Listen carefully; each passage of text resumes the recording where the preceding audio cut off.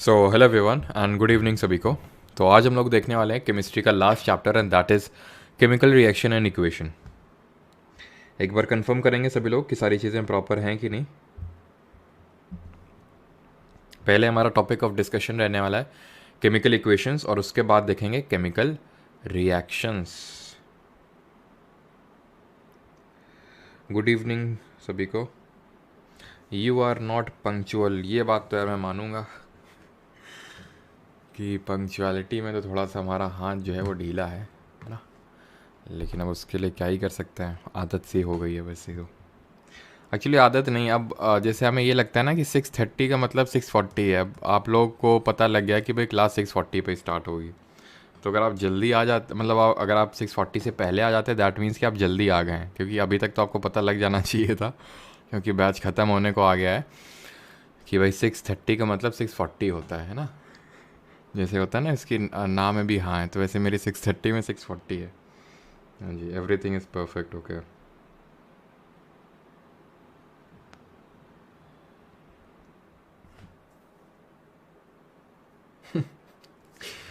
मतलब अभी तुम लोग का बर्थडे ख़त्म नहीं हुआ क्या? हैप्पी बर्थडे है।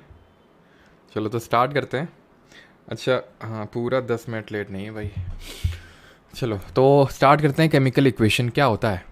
तो आप लोगों को याद है हम लोगों ने ये फिजिकल चेंज और केमिकल चेंज पढ़ा था, भौतिक परिवर्तन और रासायनिक परिवर्तन। फिजिकल चेंज और केमिकल चेंज, भौतिक परिवर्तन और रासायनिक परिवर्तन। कितने लोगों को याद है कि कुछ ऐसा कभी किए थे किसी ज़माने में? कुछ याद आ रहा है? Physical change, chemical change. चलो तो मैं आपको एग्जाम्पल्स लिख रहा हूँ, आप बताएंगे फिजिकल होगा कि केमिकल होगा। आप पी लिखिए फिजिकल के लिए, केमिकल के लिए सी लिखिए। पहला एग्जाम्पल है ये आपकी स्क्रीन पे and that is burning of would, लकड़ी का जलना व जलाना लोगों की। ठीक है, बर्निंग ऑफ वुड। फिर फिर आप बताएंगे मेल्टिंग ऑफ आइस,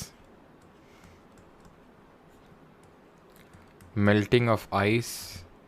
तीसरा आप बताएंगे डाइजेशन, पाचन। चौथा आप बताएंगे रेस्पिरेशन, श्वसन। और पांचवा and the final is burning of candle. आज तो अटक अटक के नहीं चल रही वीडियो, आज तो भाई मटक मटक के चलनी चाहिए। क्योंकि आज तो सारी चीज़ें, क्योंकि मैंने बीच में इसी से लैपटॉप को बंद कर दिया था। हाँ जी, तो भाई पी पी मत लिखो इतना, तो थोड़ा सा बेसिक कॉमन सेंस रखो कि भाई 1 का पी, 2 का इस तरह तो कम से कम लिख दो पी सी। अब हमें क्या पता तुम किसका पी हो किसका सी बता रहे हो हैं? थोड़ा तो कॉमन सेंस रखो। Melting physical okay. हाँ जी, सबका सही है। तो चलिए देख लेते हैं। सर मैं 2025-26 में सीजीएल एग्ज़ाम दूंगा, एसएससी जीके 2.0 के अलावा और कुछ नहीं पढ़ना पड़ेगा अलग से सर? 100 मंथ है। हाँ जी, कुछ नया नहीं पढ़ना पड़ेगा, बस अपने एग्ज़ाम से पहले जो आपकी लेटेस्ट पीवाई की सीरीज़ होगी जब आप एग्ज़ाम देने जाएंगे तो वो बस लगा लीजिएगा, ठीक है? बस उसके अलावा और कुछ नहीं। तो चलिए, बर्निंग ऑफ वुड ये क्या होगा? हमारा केमिकल चेंज होगा, बिकॉज इसको हम रिवर्स नहीं कर सकते हैं। केमिकल चेंज में हमने पढ़ा था कि इसको रिवर्स नहीं कर सकते हैं। मेल्टिंग ऑफ आइस रिवर्स कर सकते हैं, बिकॉज सिर्फ स्टेट का ही चेंज हुआ है, चेंज ऑफ स्टेट हुआ है। मेल्टिंग ऑफ आइस मतलब ये है कि सॉलिड से लिक्विड में कन्वर्जन हुआ है। डाइजेशन एंड रेस्पिरेशन दोनों ही केमिकल चेंज होंगे, बिकॉज डाइजेशन में क्या होता है? डाइजेशन में आपके केमिकल रिएक्शन होती है। बर्निंग ऑफ कैंडल में दोनों होता है, फिजिकल और केमिकल। मैं आपको समझा चुका हूँ कैसे, है ना। वैक्स में physical and some part of wax जो कैपिलरी रिएक्शन के थ्रू थ्रेड से ऊपर पहुंच जाती है तो वो वेपराइज हो जाती है, तो वो एंड दी थ्रेड, उनमें क्या होता है? केमिकल चेंज होता है, रासायनिक परिवर्तन होता है। तो ये सारे एग्जाम्पल्स आई होप आपको क्लियर होंगे। अब जैसे मैंने बोला कि केमिकल चेंज में एक केमिकल रिएक्शन होती है, तो सर केमिकल रिएक्शन में क्या होता है वो समझ लेते हैं कि what happens in a chemical reaction. एक सेकेंड,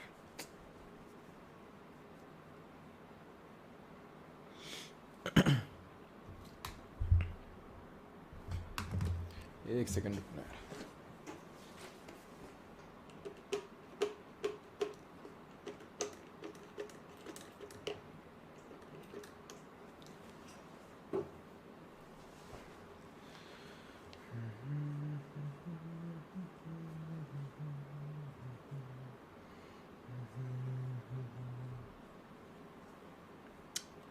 क्या हो गया भाई इसको चश्मे का? साफ करो तो और धुंधलाता जा रहा है ये, क्या हो गया इसको? एक सेकंड।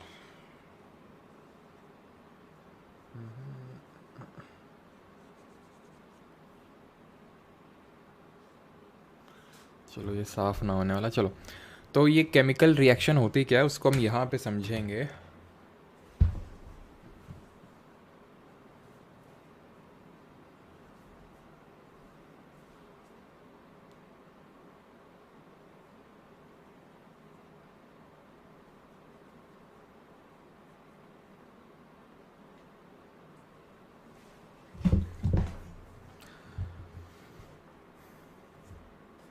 चलो, तो केमिकल रिएक्शन को हम समझेंगे बर्निंग ऑफ मैग्नीशियम से।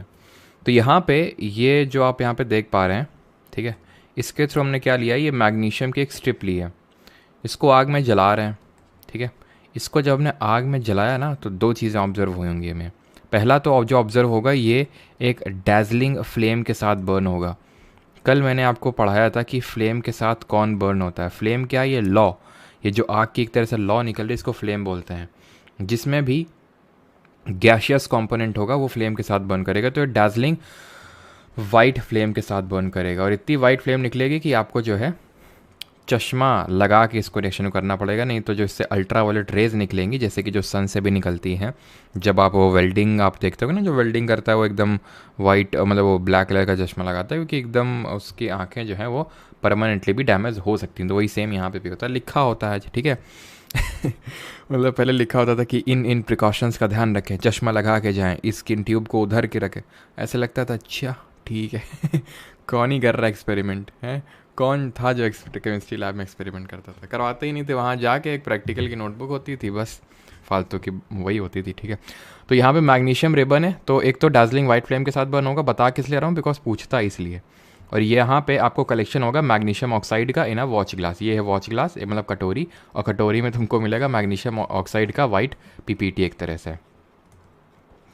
तो यहाँ पे हुआ क्या, यहाँ पे हुआ ये कि यहाँ पे मैग्नीशियम जो है, मैग्नीशियम ये ऑक्सीजन के साथ रिएक्शन किया, ठीक है, इसका हमने कंबशन करवाया और ये बन गया मैग्नीशियम ऑक्साइड, ठीक है, ये बन गया मैग्नीशियम ऑक्साइड, ठीक है। ये देखिए आप, मैग्नीशियम का मैग्नीशियम को हमने क्या करवाया, जलाया का दैट मीन्स वही हमने कंबशन करवाया। कंबशन मतलब ऑक्सीजन एक तरह से ऐड हुई, फॉर्म क्या हुआ मैग्नीशियम ऑक्साइड। अब हम केमिकल इक्वेशन लिखते हैं किस तरह से हैं, केमिकल इक्वेशन को हम इस तरह से लिखते हैं कि भाई उसका सिंबल लिख देते हैं, जैसे ये मैग्नीशियम का सिंबल Mg होता है, सिंबल कैसे लिखते हैं हमने देखा था, ठीक है। ऑक्सीजन की अगर बात करें तो इसको O2 की तरह से लिखते हैं एंड यहाँ पे बन जाएगा मैग्नीशियम ऑक्साइड। और आपको ये भी मैंने पढ़ाया था, सिखाया था कि भाई किस तरह से हम किसी कंपाउंड का फॉर्मूला लिखते हैं। जैसे मैग्नीशियम और ऑक्सीजन है तो हमने क्या करना है, जैसे मैग्नीशियम है ये और ये ऑक्सीजन है, ठीक है, तो मैग्नीशियम की वैलेंसी कितनी होती है, चलो उसको अभी लेके छोड़ दो बिकॉज यहाँ पे अभी हम बैलेंसिंग भी पढ़ेंगे, ठीक है। तो अभी के लिए आप उस चीज़ को छोड़ सकते हो, ठीक है। तो मैग्नीशियम ऑक्साइड यहाँ पे हमारा, एक सेकेंड, MgO बनेगा ना, एक सेकेंड, ठीक है। तो ये मैग्नीशियम ऑक्साइड बन गया। अब यहाँ पे हम पढ़ने वाले बैलेंस कैसे करते हैं किसी केमिकल इक्वेशन को, और बैलेंस करने की आवश्यकता क्यों पड़ी। अब बैलेंस करने की आवश्यकता इसलिए पड़ी क्योंकि आपने नहीं पढ़ा है तो आप पढ़ लीजिए law of conservation of mass. वैसे तो ये मैंने आपको फिजिक्स में भी आई होप पढ़ाया होगा मैंने आपको कि law of conservation of mass होता क्या चीज़ है। अब यहाँ पे अगर आप एक चीज़ को ध्यान से ऑब्जर्व करें तो यहाँ पे लेफ्ट साइड में ऑक्सीजन के 2 एटम्स हैं, वही मैं आपको सिखाने का प्रयास कर रहा था यहाँ पे कि ऑक्सीजन के 2 एटम्स हैं, बट यहाँ पे ऑक्सीजन का 1 एटम है, ठीक है। मैग्नीशियम 1 है, यहाँ पे भी एक मैग्नीशियम 1 है। तो आपको इस चीज़ का ध्यान रखना है कि जब भी आप एक केमिकल इक्वेशन को लिखते हैं, जब एक केमिकल रिएक्शन होती है, रासायनिक आपकी एक क्रिया होती है, तो उसमें एक आपको इक्वेशन लिखनी होती है उस रिएक्शन को रिप्रेजेंट करने के लिए। और जब आप उस इक्वेशन को लिखते हैं तो आपको ये ध्यान रखना होता है कि वो पूरी तरह से बैलेंस्ड हो। अब जैसे मैंने बताया बैलेंस करने की बात आई क्यों, क्योंकि यहाँ पे होता है एक law of conservation of mass. Law of conservation of mass ये क्या बोलता है, law of conservation of mass, द्रव्यमान का संरक्षण, ये बोलता है कि किसी भी केमिकल इक्वेशन में, किसी भी केमिकल इक्वेशन में जो मास होता है, जो द्रव्यमान होता है, वो कांस्टेंट रहता है। यानी कि वो बदलता नहीं है। जो रिएक्टेंट का मास होगा यानी Mg और O2 का आप मिला के ले लो, वही कलेक्टिवली MgO का होगा। ये क्या है? ये आपके एलिमेंट हैं, दो एलिमेंट मिलके एक कंपाउंड बना रहे हैं। ये जो लेफ्ट साइड में, क्या आवाज़ हो रहा है, ठीक है, जो लेफ्ट साइड में आप देख पा रहे हैं इसको बोलते हैं रिएक्टेंट। जो लेफ्ट साइड ऑफ ये एरो दिखा रहा है कि अब ये दोनों रिएक्टेंट किस में कन्वर्ट हो रहे हैं, तो ये जो Mg और O2 देख पा रहे हैं आप, इनको बोलते हैं रिएक्टेंट, अभिकारक हिंदी में बोलते हैं। और जो बनता है उसको बोलते हैं प्रोडक्ट, यानी उत्पाद। तो अभिकारक से उत्पाद बन गया, रिएक्टेंट से प्रोडक्ट बन गया। ठीक है, तो लेफ्ट साइड में हमेशा रिएक्टेंट को लिखते हैं, राइट साइड में हमेशा प्रोडक्ट को लिखते हैं। एंड केमिकल इक्वेशन को बैलेंस किस तरह से करते हैं वो अभी सीखेंगे, बिकॉज हो सकता है इससे भी क्वेश्चन आ जाए। ठीक है, वैसे ज़्यादा तो क्वेश्चंस नहीं आए, लेकिन अगर आ गया तो हमें पता होना चाहिए। तो केमिकल इक्वेशन में हमें इस चीज़ का बैलेंस करने की नीड क्यों पड़ी? बिकॉज मास कांस्टेंट रहता है, मास कांस्टेंट रहता है, पहली बात। दूसरी बात, एटम्स कांस्टेंट रहते हैं, यानी मैग्नी। ठीक है, रिएक्शन में होता क्या है, केमिकल रिएक्शन में बस इतना होता है कि पुराने बॉन्ड टूटते हैं, नए बॉन्ड बनते हैं। पुराने बॉन्ड टूटते हैं, नए बॉन्ड बनते हैं। अब जैसे यहाँ पे तो ऐसा पहले से कोई बॉन्ड नहीं था, ठीक है, कि कोई कंपाउंड यहाँ पे रिएक्शन नहीं कर रहे थे आपस में मिलके। कंपाउंड भी आपस में रिएक्शन करके एक नया कंपाउंड बनाते हैं, वो देखेंगे। बट यहाँ पे तो ये सिर्फ एलिमेंट ही है ना, मैग्नीशियम और ऑक्सीजन, तो ये एक बॉन्ड बना रहे हैं। तो ध्यान रखिएगा, केमिकल इक्वेशन में यही होता है कि ठीक है, पुराने बॉन्ड टूटेंगे, नए बॉन्ड बनेंगे, लेकिन नंबर ऑफ एटम्स उस एलिमेंट के सेम रहेंगे, सेम रहेंगे। दैट मीन्स उसका मतलब क्या हुआ, यहाँ पे ऑक्सीजन 2 है तो यहाँ पे भी ऑक्सीजन 2 करना पड़ेगा। तो अगर यहाँ पे 2 ऑक्सीजन किया तो मैग्नीशियम 2 हो गया, तो यहाँ पे भी आप 2 लिख दीजिए। ये होता है बैलेंसिंग ऑफ केमिकल इक्वेशन। एक केमिकल रिएक्शन मैं आपके सामने लिखता हूँ, आप इसको बैलेंस करके बताना इसको किस तरह से बैलेंस करेंगे। ठीक है, चलो यहाँ पे मैं लिखता हूँ आयरन की रिएक्शन करवाता हूँ। ठीक है, आयरन की रिएक्शन करवाता हूँ वाटर के साथ। ठीक है, और यहाँ पे बना देते हैं Fe3O4 प्लस हाइड्रोजन। Fe3O4 और हाइड्रोजन यहाँ पे बन गया। ज़रा बताइए कमेंट में कि इसको किस तरह से बैलेंस करेंगे, यानी कि आयरन में यहाँ पे कितने एटम्स अटैच्ड हो, यहाँ पे मैं कितना लिखूँ। और हमेशा ध्यान रखना है कि यहाँ पे नीचे नहीं लिखते हैं, कभी भी नीचे नहीं लिखते हैं। इतना तो आई होप आपने पढ़ा होगा क्लास 9th एंड 10th में। यहाँ पे लिखते हैं जैसे कि कोएफिशिएंट लिखते हैं ना, कोएफिशिएंट, तो वैसे लिखते हैं यहाँ पे आगे बैलेंस करने के लिए हम। तो जैसे अगर मान लो इसको बैलेंस करने में आएंगे, ठीक है, तो इसको हम बैलेंस करने में आएंगे जहाँ पे आयरन की रिएक्शन हम वाटर के साथ करवा रहे हैं और Fe3O4 और हाइड्रोजन बन रहा है। तो यहाँ पे हम किस तरह से इसको बैलेंस करेंगे? सबसे पहले तो आप यहाँ पे ये देखिए कि ऑक्सीजन 4 है, सबसे ज़्यादा मात्रा में क्या दिख रहा है आपको? ऑक्सीजन 4 है।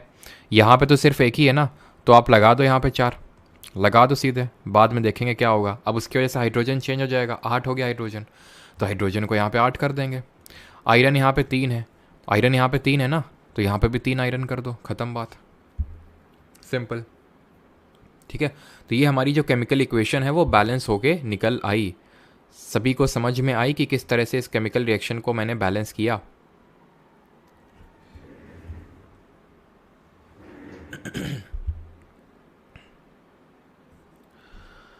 हाँ जी, सभी का सही है, सभी ने सही लिखा है। एक मच्छर बड़ा परेशान कर रहा है भाई। ठीक है, तो बैलेंसिंग सिंपल सी चीज़ है। मतलब इतना भी हम लोग कोई बोर्ड्स के लिए नहीं पढ़ रहे हैं, तो इतना ज़्यादा मैं डीप में पढ़ने की ज़रूरत नहीं है, बस थोड़ा बहुत आना चाहिए किस तरह से होता है। ठीक है, बिकॉज लिखने के लिए तो आपको वैसे तो आएगा नहीं कि भाई बैलेंस करके दिखाओ इसको।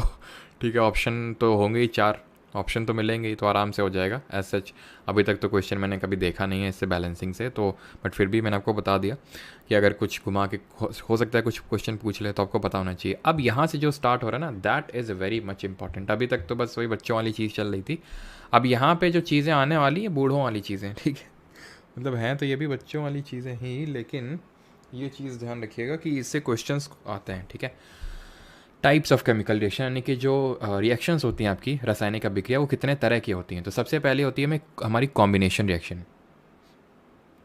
कॉम्बिनेशन रिएक्शन जिसको बोलते हैं संयोजन अभिक्रिया, संयोजन अभिक्रिया बोलते हैं इसको। अब नाम में ये कॉम्बिनेशन, यानी कि आपके 2 चीज़ें, यानी कि 2 रिएक्टेंट आपके कंबाइन होके एक सिंगल प्रोडक्ट बना रहे होंगे, उसको हम क्या बोलते हैं? उसको बोलते हैं combination reaction. Reaction in general क्या होती है? जहाँ पे आपके पुराने बॉन्ड टूटते हैं और नए बॉन्ड बनते हैं, लेकिन नंबर ऑफ एटम्स सेम रहते हैं। ठीक है। चलिए यहाँ पे मैं एक एग्जांपल लिखता हूँ कॉम्बिनेशन रिएक्शन का, जहाँ पे दो आपके रिएक्टेंट होंगे, वो मिल के एक क्या बनाएंगे, आपका एक सिंगल प्रोडक्ट बनाएंगे। चलो यहाँ पे मैं लिख देता हूँ, ठीक है। यहाँ पे दो रिएक्टेंट क्या ले लेते हैं, जो आपका फेवरेट फेमस एग्जाम्पल है, एंड दैट इज़ एग्जामिनर का फेवरेट है, कैल्शियम ऑक्साइड की रिएक्शन वाटर के साथ। जो कैल्शियम ऑक्साइड है इसको हम बोलते हैं quick lime. I think Hindi में इसको बुझा हुआ चूना बोलते हैं। तो क्विक लाइम की रिएक्शन जब हम वाटर के साथ करवाते हैं, CaO की रिएक्शन H2O के साथ करवाएंगे, तो यहाँ पे किस चीज़ का फॉर्मेशन होगा, CaOH का whole twice, that is calcium hydroxide का फॉर्मेशन होगा यहाँ पे, और इसको हम बोलते हैं स्लेग्ड लाइम। ठीक है, इसको हम क्या बोलते हैं, इसको बोलते हैं स्लेग्ड लाइम। अब ये जो पर्टिकुलर रिएक्शन है, ध्यान रखिएगा, सबसे पहली बात तो ये जो रिएक्शन है ये काफ़ी ज़्यादा विगरस होती है एंड एक्सोथर्मिक इन नेचर होती है। कैसी होती है? विगरस का मतलब है कि बहुत ही भयंकर तौर से, बहुत ही भयंकर रिएक्शन होती है, यानी कि बहुत ही तुरंत रिएक्शन होगी और बहुत ही ज़्यादा इसमें हीट इवॉल्व होगी, हीट निकलेगी। क्या होगा? हीट निकलेगी। इस चीज़ को हमेशा ध्यान रखिएगा कि जब भी किसी रिएक्शन से हीट निकलती है, यानी हीट इवॉल्व होती है, इन तरह की रिएक्शन को हम एक्सोथर्मिक इन नेचर बोलते हैं। ठीक है, ऐसी रिएक्शंस को हम क्या बोलते हैं? एक्सोथर्मिक इन नेचर बोलते हैं, जहां से हीट निकलती है उसको हम एक्सोथर्मिक बोलते हैं। जैसे ये अगर हम पर्टिकुलर रिएक्शन की बात करें तो यहाँ से क्या यहाँ पे क्या होगा, यहाँ पे जब हम क्विक लाइम की रिएक्शन वाटर के साथ करवाएंगे तो हीट निकलेगी एंड विग्रस रिएक्शन होगी। इसी वजह से मैंने बोला कि ये विग्रस रिएक्शन होगी। तो ध्यान रखिएगा, एक्सोथर्मिक, जिसको आई थिंक हिंदी में उष्मा छेपी रिएक्शन बोलते हैं। ठीक है, उष्मा छेपी अभिक्रिया बोलते हैं इसको, जहाँ पे हीट इवॉल्व होती है। यहाँ पे हो क्या रहा है, calcium oxide that is quick lime water के साथ रिएक्ट करके स्लेग लाइम बना रहा है। अब ये रिएक्शन जो है काफ़ी इम्पॉर्टेंट है। जब हम लोग घरों में ये सब करते हैं ना, वाइट वॉशिंग करते हैं वॉल्स की, आप लोगों ने भी करवाई होगी कभी ना कभी, तो उस सेंस में ये रिएक्शन बहुत इंपॉर्टेंट है। क्यों? क्योंकि वाइट वॉशिंग के टाइम पे किया क्या जाता है, ये जो अब स्लेग लाइम यहाँ पे बना है, जब क्विक लाइम की हमने रिएक्शन करवाई स्लेग लाइम से, तो यहाँ पे सॉरी क्विक लाइम की जब रिएक्शन हमने वाटर के साथ करवाई, तो जो यहाँ पे स्लेग लाइम बना है, अब इसको क्या कर देंगे, वॉल्स पे लगा देंगे। इसको क्या करेंगे, वॉल्स पे लगा देंगे CaOH को, होल ट्वाइस को। और जो हमारी एटमॉस्फेयर में कार्बन डाइऑक्साइड प्रेजेंट है, दैट इज़ CO2 प्रेजेंट है, उसका क्या होगा, वो CO2 यहाँ पे कंबाइन हो जाएगी इस कैल्शियम हाइड्रोक्साइड से और क्या बना देगी, कैल्शियम कार्बोनेट बना देगी, that is CaCO3। Calcium carbonate का यहाँ पे फॉर्मेशन होगा। और ये जो कैल्शियम कार्बोनेट यहाँ पे बना, यही एक शाइनी फिनिश देगा आपकी वॉल्स में। ये क्या होता है, ये शाइनी फिनिश देता है वॉल्स में। तो ध्यान रखना, इसको हम वाइट वॉशिंग ऑफ वॉल्स में यूज़ करते हैं। ठीक है, वाइट वॉशिंग ऑफ वॉल्स में इस रिएक्शन को यूज़ करते हैं, जहाँ पे स्लेग लाइम की रिएक्शन होती है कार्बन डाइऑक्साइड के साथ। ये जो कैल्शियम कार्बोनेट बना, ये जो CaCO3 बना, इसके डिफरेंट नाम हैं। जैसे कि इसको कैल्शियम कार्बोनेट तो एक केमिकल नेम हो गया। कॉमन नेम की अगर मैं बात करूँ तो जैसे इसको मार्बल भी बोलते हैं, इसी को हम लाइमस्टोन के नाम से भी जानते हैं, इसी को हम चॉक के नाम से भी जानते हैं। और जो आपने देखा होगा अंडा होता है ना, एग होता है, तो एग का जो आउटर पार्ट होता है, जो कवच होता है, वो भी कैल्शियम कार्बोनेट का ही बना होता है। तो ये कैल्शियम कार्बोनेट को हम मार्बल बोलते हैं, लाइमस्टोन बोलते हैं, चॉक बोलते हैं। इस पर भी क्वेश्चन आ चुका है CGL 2022 में। ठीक है, तो यहाँ पे हमने क्या देखा, यहाँ पे हमने देखा कि किस तरह से कैल्शियम ऑक्साइड वाटर के साथ रिएक्ट करके इसने क्या बनाया, इसने आपका बनाया, इसने बनाया कैल्शियम कार्बोनेट। ठीक है, तो इसने क्या बनाया, यहाँ पे कैल्शियम कार्बोनेट का फॉर्मेशन किया। क्लियर है यहाँ तक सभी को कि किस तरह से कॉम्बिनेशन रिएक्शन आपकी हुई। अब एक कुछ और यहाँ पे हम कॉम्बिनेशन रिएक्शन देखते हैं और जो एक्सोथर्मिक है नेचर में। तो जैसे फॉर एग्जांपल अगर यहाँ पे ले लेते हैं मिथेन को। ठीक है, जैसे मिथेन है हमारी, मिथेन क्या है, मैंने आपको बताया था नेचुरल गैस में सबसे जो प्रमुख घटक होता है, जो प्राइमरी कंपोनेंट होता है, वो मिथेन ही होता है। तो यहाँ पे हम क्या करेंगे, यहाँ पे अगर इसको हम कंबाइन करें ऑक्सीजन को, या फिर इसका हम कंबशन करवाएं, कंबशन का मतलब ये होता है एक तरह से अगर हम देखें तो O2 का एडिशन ऑक्सीजन का, तो यहाँ पे क्या बनेगा आपका CO2 प्लस यहाँ पे बैलेंस करेंगे तो 2H2O निकल के आएगा। तो ये भी क्या है, आपकी एक कॉम्बिनेशन रिएक्शन है। आपको लगेगा कि सर यहाँ पे सिंगल प्रोडक्ट तो बन नहीं रहा है। ठीक है, तो एक्चुअल में ये जो एक्चुअल में जो ये वाटर है ये इवापोरेट हो जाता है। जैसे यहाँ पे भी इस रिएक्शन में अगर मैं बात करूँ, जैसे COH का होल ट्वाइस प्लस CO2, ये जब मैंने रिएक्शन करवाया कैल्शियम कार्बोनेट बना। अच्छा ये बताओ, ये जो कार्बन डाइऑक्साइड हमने एटमॉस्फेयर से उठाया कितना परसेंटेज में एटमॉस्फेयर में प्रेजेंट होता है? तो इसमें भी आपका वाटर बनता है इस रिएक्शन में, बट होता क्या कि वो वेपराइज हो जाता है। तो ऐसे ही वाटर को हम इस तरह के प्रोडक्ट कंसिडर नहीं करते हैं, वो क्योंकि वेपराइज हो जाता है यूजुअली, ठीक है। एंड हीट एंड लाइट को भी हम प्रोडक्ट नहीं मानते हैं। जैसे फॉर एग्जांपल कोल को अगर बर्न करें, बर्निंग ऑफ जो कोल होता है, बर्निंग ऑफ कोल में क्या होता है, कोल में आपका कार्बन मेन कंटेंट होता है। तो जब उसके ऑक्सीजन के साथ रिएक्शन करवाएंगे तो यहाँ पे CO2 का फॉर्मेशन होगा। तो ये भी आपकी किस तरह की रिएक्शन होगी?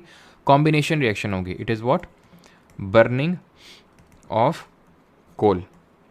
एंड ये सारी जो रिएक्शन होंगी ये आपकी एक्सोथर्मिक रिएक्शन होंगी। बट अगर ये स्टेटमेंट आ जाए कि all combination reaction are exothermic in nature, यानी कि सबसे हीट निकलती है, वो गलत हो जाएगा। क्योंकि कुछ ऐसे एक्सेप्शंस हैं, जैसे फॉर एग्जांपल नाइट्रोजन और ऑक्सीजन को ऐड करवाएं। नाइट्रोजन और ऑक्सीजन को जब ऐड करवाते हैं इस रिएक्शन में, तो वो वाली जो कॉम्बिनेशन रिएक्शन होती है वो आपकी एंडोथर्मिक इन नेचर होती है rather than exothermic in nature. अच्छा, एक और रिएक्शन होती है जो कि होती है हमारी रेस्पिरेशन रिएक्शन।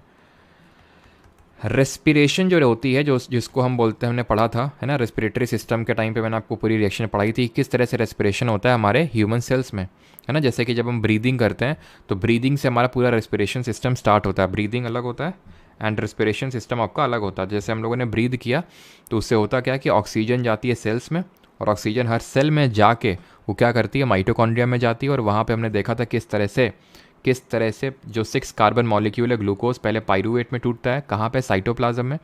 देन ये मैं एरोबिक रेस्पिरेशन की बात कर रहा हूँ।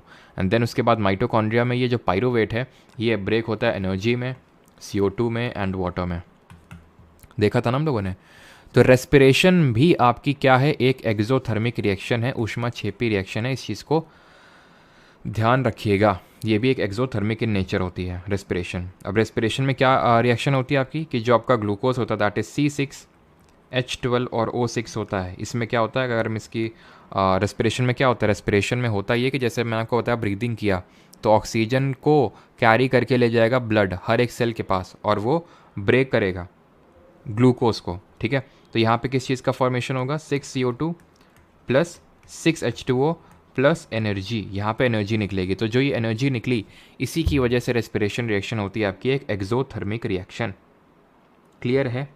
यहाँ तक कि आपका अगर पूछ ले decomposition of waste, decomposition of जो वेस्ट इन दी सेंस, जो आपका घर में वेस्ट वगैरह नहीं बचता है, जैसे वेजिटेबल आपका मैटर हो गया, vegetable matter in the sense आपने नहीं, जैसे केले वगैरह के छिलका आपने देखा होगा, हो सकता है आपकी मम्मी या फिर पापा ने किया भी हो कि जैसे अगर आप गमले वमले घर में रखते होगे तो ये हो सकता है आपने किया हो कि भाई जैसे केले का छिलका होता है या फिर कुछ भी पील ऑफ नहीं किया था, जैसे सब्जियां छीली जाती हैं, तो उसको अगर आप मिट्टी वगैरह में गाड़ देते हो, उसको डिकम्पोजिशन करवाते हो, तो उससे होता क्या है, उसमें बैक्टीरिया वगैरह एक्शन करते हैं और उसको डिग्रेड करवाते हैं। और जब डिग्रेड करवाते हैं ना, तो वहाँ पे एक्चुअल में वो भी एक तरह की कैसी रिएक्शन होती है, एक्सोथर्मिक रिएक्शन ही होती है, ठीक है। तो ये ध्यान रखना, जो डिकम्पोजिशन ऑफ वेजिटेबल मैटर होता है, ये मैं नहीं बता रहा हूँ कि ये कॉम्बिनेशन रिएक्शन में, ये बता रहा हूँ डिकम्पोजिशन ऑफ वेजिटेबल मैटर ये आपकी। और यहाँ पे जैसे रेस्पिरेशन हो गया, तो यहाँ पे भी मैं आपको ये नहीं पढ़ा रहा हूँ कि ये कॉम्बिनेशन रिएक्शन है, ये आपकी डिकम्पोजिशन रिएक्शन है। किस तरह से जो आपका ग्लूकोज है ये डिकम्पोज हो रहा है, और ये एक एक्सोथर्मिक रिएक्शन, नॉट डिकम्पोजिशन, ये किस तरह से एक्सोथर्मिक रिएक्शन है जहाँ पे एनर्जी निकल रही है। डिकम्पोजिशन ऑफ वेजिटेबल मैटर में भी अगर आप देखो, तो अगर आप ये वेजिटेबल मैटर को अगर सॉयल वगैरह में गाड़ दो एंड देन उसको सॉयल को निकालो, तो वो काफ़ी न्यूट्रिशियस सॉयल होती है। लेकिन जब उस सॉयल को निकालोगे तो आप फील करोगे बहुत गरम गरम लगेगी वो सॉयल। क्यों? क्योंकि ये भी आपका एक एक्सोथर्मिक रिएक्शन है, यहाँ पे भी हीट इवॉल्व हुई होती है, इसलिए गरम गरम लगता है। अब इसी कॉम्बिनेशन का उल्टा होता है डिकम्पोजिशन। डिकम्पोजिशन में क्या होता है, हिंदी में इसको बोलते हैं विघटन। बिल्कुल, जो वर्मी कंपोस्टिंग वगैरह होती है, बिल्कुल एक्सोथर्मिक। ठीक है, अब आते हैं इसका जो उल्टा होता है, दैट इज़ विघटन अभिक्रिया, that is decomposition reaction. Obvious सी बात है, एकदम उल्टा होगा तो क्या होगा, यहाँ पे एक रिएक्टेंट होगा वो मल्टीपल प्रोडक्ट्स में टूटेगा। वहाँ पे क्या था, एक मल्टीपल रिएक्टेंट से एक सिंगल प्रोडक्ट बना रहे थे, यहाँ पे मल्टीपल रिएक्टेंट होंगे, सिंगल रिएक्टेंट होगा और मल्टीपल प्रोडक्ट बनाएंगे। अब वहाँ पे एनर्जी यूजुअली निकल रही थी, यहाँ पे एनर्जी आप देखेंगे यहाँ पे एनर्जी लगेगी, क्योंकि खुद ही सोचिए कि ये दोनों आपस में जुड़े हुए, इनको तोड़ना है। इनको तोड़ना है तो एनर्जी यहाँ पे लगानी पड़ेगी ना। जैसे मान लो, ठीक, ये तुम्हारा दोस्त है ये, ठीक है, समझ रहे हो, खुश है, समझ रहे हो, ये भी खुश, तो मतलब है कि समझ रहे हो ना। अब अगर मान लो कि ये तुम हो, ठीक है, और तुमको ये बॉन्ड अच्छा नहीं लग रहा है, तुमको तोड़ना है ये बॉन्ड, तो कुछ ना कुछ तो एनर्जी लगानी पड़ेगी ना। अपने आप तो एनर्जी, अब अपने आप तो टूट नहीं जाएगा ये, अपने आप से तो टूटेगा नहीं ना, ठीक है, कुछ ना कुछ तो आपको एनर्जी लगानी होगी। हाँ, जब ये दोनों मिले होंगे तो एनर्जी निकली होगी, ठीक है, यानी कि तुम्हारी जली होगी तो वो एक्सोथर्मिक होगी। अब तुम्हारी उन्होंने जलाई थी तो एक्सोथर्मिक थी, अब तुम्हें बॉन्ड तोड़ना है तो तुम्हें वो एनर्जी देनी पड़ेगी, ठीक है। तो इसी को बोलते हैं डीकम्पोजिशन रिएक्शन, जहाँ पे एक सिंगल रिएक्टेंट मल्टीपल प्रोडक्ट्स में टूटता है। जैसे फॉर एग्जांपल ये देखिए, यहाँ पे ये है आपका लेड नाइट्रेट का रिएक्शन, मैं आपको दिखाता हूँ, ठीक है। लेड नाइट्रेट PbNO3, ये क्या है आपका लेड नाइट्रेट है, ठीक है, लेड नाइट्रेट है। इसको जब हम डिकम्पोजिशन इसका करवाते हैं, कैसे डिकम्पोजिशन करवाते हैं, हीट को मैंने आपको बताया था डेल्टा से रिप्रेजेंट करते हैं। तो लेड ऑक्साइड बनता है, PbO बनता है, प्लस नाइट्रोजन डाइऑक्साइड बनेगी, NO2 बनेगी, और ऑक्सीजन। इसको मैंने बैलेंस नहीं किया, बैलेंस कर सकते हैं, देखते हैं भाई कितने लोग बैलेंस कर पाते हैं, करिए इसको, ट्राई करिए, वैसे तो उतना इंपॉर्टेंट नहीं लेकिन फिर भी। अब ये जो रिएक्शन है यहाँ पे क्या हुआ, डिकम्पोजिशन हुआ, और क्योंकि हीट की वजह से डिकम्पोजिशन हुआ है, तो जहाँ जो डिकम्पोजिशन हीट की वजह से होता है, यानी टेम्परेचर की वजह से हो रहा है, उस टाइप को हम बोलते हैं थर्मल डिकम्पोजिशन, उसको हम बोलते हैं थर्मल डिकम्पोजिशन, यानी विघटन यहाँ पे हीट की वजह से हुआ है। अब ये रिएक्शन बहुत इंपॉर्टेंट है इस सेंस में, ये कई बार एग्जाम में क्वेश्चन पूछता है कि जब हम लेड नाइट्रेट का डिकम्पोजिशन करवाते हैं तो किस गैस के ब्राउन फ्यूम्स देखने को मिलते हैं, भूरी झाग देखने को मिलती है। तो जो भूरी झाग है, ब्राउन फ्यूम्स हैं, वो नाइट्रोजन ऑक्साइड के होते हैं। जैसे फॉर एग्जाम्पल ये लेड नाइट्रेट इसमें टेस्ट ट्यूब में रखा हुआ है, तो टेस्ट ट्यूब में जब इसको हम जलाते हैं तो इसका विघटन होगा, इसका डीकम्पोजिशन होगा, जिसकी वजह से इसमें ब्राउन फ्यूम्स इवॉल्व होंगे। हो रहा है कि नहीं, इसमें ब्राउन फ्यूम्स आपको दिख रहे होंगे, और ये जो लेड नाइट्रेट है जो आपको नहीं दिख रहा है, ये येलो में कन्वर्ट हो जाए, सॉरी, जो लेड ऑक्साइड है ये आपका येलो में कन्वर्ट हो जाएगा, ठीक है। तो कौन सी गैस निकल रही है, नाइट्रोजन ऑक्साइड, ऑक्सीजन, दो गैस निकल रही हैं, और किसकी वजह से ब्राउन फ्यूम्स डेवलप हो रहे हैं, तो नाइट्रोजन डाइऑक्साइड की वजह से ब्राउन फ्यूम्स डेवलप हो रहे हैं। और लेड ऑक्साइड किसी भी, आप जैसे कॉपर नाइट्रेट है, कॉपर नाइट्रेट को भी तुम हीट करोगे ना, कॉपर नाइट्रेट को, तो भी ब्राउन फ्यूम्स निकलेंगे। जैसे फॉर एग्जांपल अगर मैं कॉपर नाइट्रेट को हीट करने चला जाऊँ, ये जो कॉपर नाइट्रेट है, इसको भी मैं अगर हीट करूँगा तो इसमें भी कॉपर ऑक्साइड मिलेगा। इसका ब्लू कलर था, और ये पता है कैसे हो जाएगा, ब्लैक कलर का हो जाएगा बेचारा, ठीक है, जल के इसके राख हो जाएगी। और इसमें भी NO2 मिलेगी तुम्हें, और इसके भी ब्राउन फ्यूम्स मिलेंगे। तो डिकम्पोजिशन रिएक्शन आप समझे होंगे आई थिंक, ठीक है। अब कुछ और एग्जाम्पल्स डिकम्पोजिशन रिएक्शन के जिससे क्वेश्चंस बनते हैं आपके, जैसे कि ये होता है सिल्वर क्लोराइड ले लें या फिर सिल्वर ब्रोमाइड ले लें, पहले से मैं बैलेंस करते हुए चल रहा हूँ, ठीक है। तो यहाँ पे क्या मिलेगा आपको, ये एंड ये मिलेगा, ठीक है। यहाँ पे क्या हुआ, यहाँ पे ये हुआ कि एक सिंगल रिएक्टेंट था और मल्टीपल प्रोडक्ट्स में ये टूटा, ठीक है, मल्टीपल प्रोडक्ट्स में ये टूटा। बट यहाँ पे ये हीट की वजह से नहीं टूटा है, यहाँ पे ये लाइट की वजह से टूटा है। सनलाइट में अगर आप इसको रख देंगे, तो ये क्या होगा, डिसोसिएट हो जाएगा, डिकम्पोज हो जाएगा। जैसे AgCl, Ag और Cl2 में, AgBr, Ag और Br2 में, किस वजह से, लाइट की वजह से। तो इसको हम फोटोकेमिकल डिकम्पोजिशन बोल देते हैं, क्योंकि लाइट की वजह से हुआ है, तो लाइट के लिए हम फोटो वर्ड का यूज़ करते हैं, तो फोटोकेमिकल डिकम्पोजिशन बोल देते हैं। तो डिकम्पोजिशन किसी वजह से भी हो सकता है, लाइट की वजह से या फिर हीट की वजह से, लेकिन हमेशा ध्यान रखना एनर्जी देनी पड़ती है, अभी मैंने आपको बताया था। और जहाँ पे भी एनर्जी एब्जॉर्ब होती है किसी रिएक्शन में, देखो ऐसा नहीं है कि किसी रिएक्शन में सिर्फ एनर्जी एब्जॉर्ब होती है या फिर निकलती है, दोनों भी हो सकता है, और यूजुअली दोनों होता है। लेकिन कौन ज़्यादा मात्रा में हो रहा है, नेट में एनर्जी एब्जॉर्ब हो रही है कि रिलीज हो रही है, वो डिसाइड करता है कि उस रिएक्शन को हम एंडोथर्मिक बोलेंगे या एक्सोथर्मिक बोलेंगे। जहाँ पर नेट में एनर्जी एब्जॉर्ब होती है उसको हम एंडोथर्मिक बोलते हैं, यानी ऊष्मा शोषी अभिक्रिया बोलते हैं, एंडोथर्मिक रिएक्शन बोलते हैं उसको, ठीक है। तो ये एग्जाम्पल्स हो गए। और क्या एग्जाम्पल, और एक चीज़ ध्यान रखना, ये जो पर्टिकुलर रिएक्शन है इसको हम ब्लैक एंड वाइट फोटोग्राफी में यूज़ करते हैं। ब्लैक एंड वाइट फोटोग्राफी में कैसे यूज़ करते हैं भाई, जो फिल्म होती है ना, फिल्म थिन फिल्म होती है, तो उसमें इसको लगा देते हैं, सनलाइट पड़ती है, Cl2 अपना भाग जाता है और इसकी वजह से वो पिक्चर आ जाती है उसमें। तो ब्लैक एंड वाइट फोटोग्राफी में भी इसको यूज़ करते हैं। भाई तुम समझ नहीं पा रहे हो मैं कितने दर्द में पढ़ा रहा हूँ आज। पीछे नीचे जो है मच्छर पैर में लगे हुए हैं 2-3, और फिर भी जो है मैं कंसंट्रेशन बना के मैं तुम्हें पढ़ा रहा हूँ। तो इसी लेवल का कंसंट्रेशन मैं तुमसे भी डिमांड करता हूँ कि नीचे और ऊपर कुछ भी हो लेकिन फोकस बना रहना चाहिए, ठीक है। तो यहाँ तक समझ में आया सभी को कि किस तरह से डिकम्पोजिशन हुआ। अच्छा, कॉम्बिनेशन, अच्छा जैसे फॉर एग्जांपल आपको याद है मैंने आपको बताया था एक आयरन सल्फेट FeSO4.7H2O, कमेंट बताओ इसका क्या कलर क्या होता है इसका कलर बताइए मुझे, कलर क्या होता है इसका। तो मैंने आपको बताया था इसका कलर ग्रीन होता है ना, ग्रीन विट्रियल, हरा थोथा बोलते हैं। जिंक सल्फेट वाले को, जो हाइड्रेटेड जिंक सल्फेट था ZnSO4.7H2, उसको white vitriol, hydrated copper sulphate को नीला थोथा जिसको ब्लू विट्रियल बोलते हैं, CuSO4.5H2। तो जैसे ग्रीन विट्रियल है, इसको जब हम हीट करेंगे तो इसका भी डिकम्पोजिशन हो जाएगा। मैंने आपको बताया था हीट करेंगे तो ये वाटर के मॉलिक्यूल उड़ जाएंगे, FeSO4 बनेगा आयरन सल्फेट। तो यानी कि ये जो ग्रीन कलर था डिसअपियर हो जाएगा पहली बात तो। और तुम इसको अगर हीट करने जाओगे ना तो ये फाइनली डिकम्पोज हो जाएगा। किस में डिकम्पोज होगा, एक Fe2O3 सल्फ़र डाइऑक्साइड, ठीक है, एंड सल्फ़र ट्राईऑक्साइड में ये डिकम्पोज हो जाएगा। इसको बैलेंस करने जाएंगे तो यहाँ पे 2 मोल लगाने पड़ेंगे। क्लियर इतनी चीज़ यहाँ पे कि किस तरह से डिकम्पोजिशन ने पहले तो इसका हरा रंग उड़ाया और यहाँ पे 2 गैसेस प्रोड्यूस कर दी, sulphur dioxide and sulphur trioxide. इसी तरह से अगर आप याद, वहाँ पे मैंने आपको बताया था, एंड दैट इज़ कि जब हम कॉम्बिनेशन रिएक्शन देख रहे थे तो कॉम्बिनेशन रिएक्शन में आपको याद है कैल्शियम ऑक्साइड को मैंने रिएक्शन करवाया था H2O के साथ और COH का होल ट्वाइस बनाया था, याद है आपको। देन इसकी रिएक्शन मैंने CO2 से करवाई थी और कैल्शियम कार्बोनेट बनाया था। और एक्चुअल में यही इसी को बोलते हैं the gas that turns lime water, मिल गई।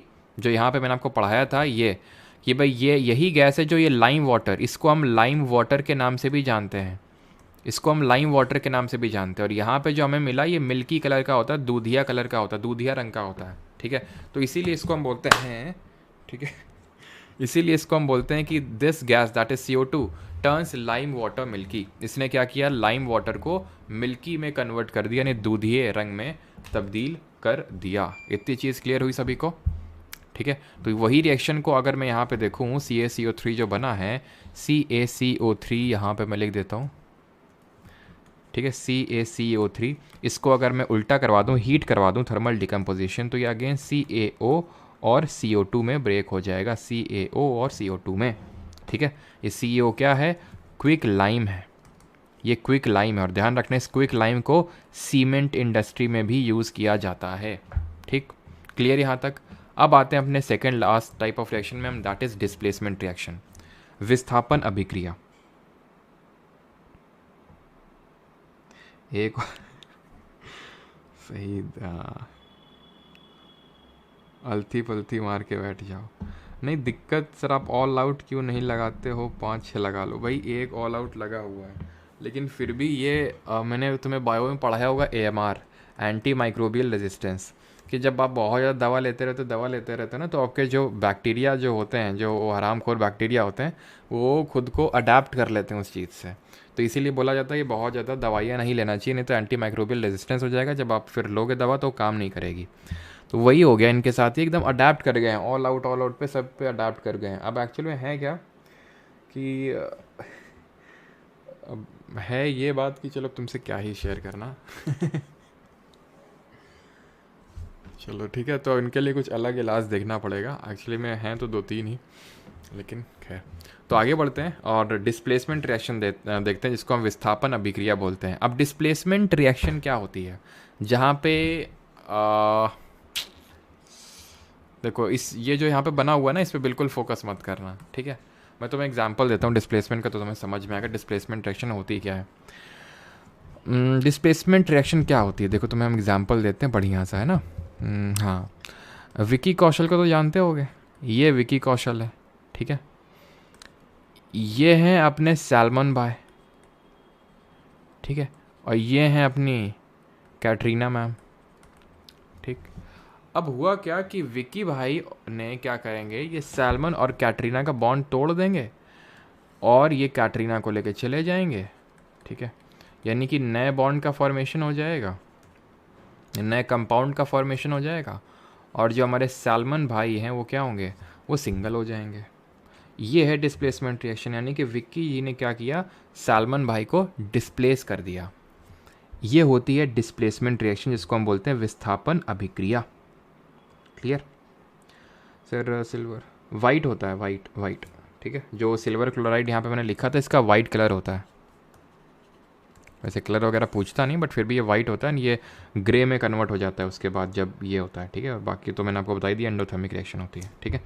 तो यहाँ पे डिस्प्लेसमेंट रिएक्शन इस तरह से होती है। अब डिस्प्लेसमेंट रिएक्शन, जैसे फॉर एग्जांपल मैं आपको एग्जांपल लिखता हूँ तो आपको और अच्छे समझ में आएगा। जैसे ये आपका आयरन मैंने लिया, ठीक है, और आयरन का अगर मैं रिएक्शन कराऊंगा यहाँ पे कॉपर सल्फेट से, यूजुअली इस रिएक्शन इस तरह से करवाई जाती है कि भाई कॉपर सल्फेट का सोल्यूशन लिया जाता है टेस्ट ट्यूब में, ठीक है। टेस्ट ट्यूब में कॉपर सल्फेट का सोल्यूशन लिया जाता है, ब्लू कलर का होता है, एंड देन उसमें आयरन नेल डुबो दी जाती हैं। तो होता क्या है, होता कुछ ये है कि जो आयरन है वो सल्फेट को लेकर निकल भागता है, ठीक है, आयरन सल्फेट बन जाता है, और जो कॉपर होता है वो हमारा सिंगल हो जाता है। कॉपर जो होता है वो सिंगल हो जाता है। रीज़न क्या है उसका? रीज़न ये है कि आयरन जो है वो कॉपर से ज़्यादा रिएक्टिव है। अब यही अगर मैं उल्टा लिख दूं, यही अगर मैं इस तरह से कॉपर और आयरन सल्फेट लिख दूं, तो यहाँ पे ये जो होगा वो पॉसिबल नहीं होगा कि आप आयरन को सिंगल कर दें। This would not be possible, this reaction won't be feasible, ये रिएक्शन पॉसिबल ही नहीं है। अब रीज़न क्या, ये पॉसिबल क्यों नहीं, ये आप जानते हैं आप में से काफ़ी लोग, क्योंकि मैंने आपको एक रिएक्टिविटी सीरीज़ पढ़ाई थी, अगर आपको याद हो, कि कैटरीना ने कार मांगी, याद है आपको? आई होप आपको याद होगा। यहाँ पे मैं लिखता हूँ इस तरह से कि भाई कैटरीना ने कार मांगी, ऑल्टो, जेन, फरारी, ठीक है, फिर भी क्या मिली, ठीक है, क्या मिली, सिल्वर ऑडी, ठीक है। तो इस तरह से हमने रिएक्टिविटी सीरीज़ देखी थी, और मैंने आपको ये चीज़ पढ़ाया था कि किस तरह से जो ऊपर वाला मेटल है वो नीचे वाले मेटल से, क्योंकि ज़्यादा रिएक्टिव है तो वो उसको डिस्प्लेस कर सकता है, ठीक है। जो ऊपर वाला मेटल है वो नीचे वाले को डिस्प्लेस कर सकता है, बिकॉज जो ऊपर वाला मेटल है वो ज़्यादा रिएक्टिव है नीचे वाले कंपैरिजन में, इसलिए जो है ऊपर वाला नीचे वाले को कभी भी डिस्प्लेस कर सकता है। लेकिन vice versa is not true, यानी नीचे वाला ऊपर वाले को उसके सोल्यूशन से डिस्प्लेस नहीं कर सकता है। अब आयरन और कॉपर में आप ध्यान से देखिए, आयरन ऊपर है एंड कॉपर आपको नीचे देखने को मिलेगा, क्योंकि आयरन ज़्यादा, आप इस तरह से इसको रिलेट करो कि भाई आयरन ज़्यादा स्मार्ट है, जैसे विक्की ज़्यादा स्मार्ट था सैलमन से, तो इसीलिए विक्की ने रिप्लेस कर दिया सैलमन भाई को। तो उसी तरह यहाँ पे आयरन जो है वो ज़्यादा रिएक्टिव था कॉपर से, इसलिए उसने यहाँ पे रिप्लेस कर दिया। लेकिन क्योंकि कॉपर नीचे है, वो कम रिएक्टिव है, तो इसलिए वो आयरन को कभी रिप्लेस या फिर डिस्प्लेस कर नहीं पाएगा, तो इसी वजह से ये डिस्प्लेसमेंट रिएक्शन फिजिबल नहीं होगी। समझ आती है इतनी बात कि कौन किसको कब डिस्प्लेस कर पाएगा, कौन सी रिएक्शन फिजिबल होगी और कौन सी रिएक्शन फिजिबल नहीं होगी? कमेंट में अच्छा बताइए, इनमें से, इन चारों में से कौन है जो आपका कोल्ड वाटर के साथ रिएक्ट नहीं करेगा? इन चारों में से कौन सा है जो ठंडे पानी के साथ रिएक्शन यानी अभिक्रिया नहीं करेगा?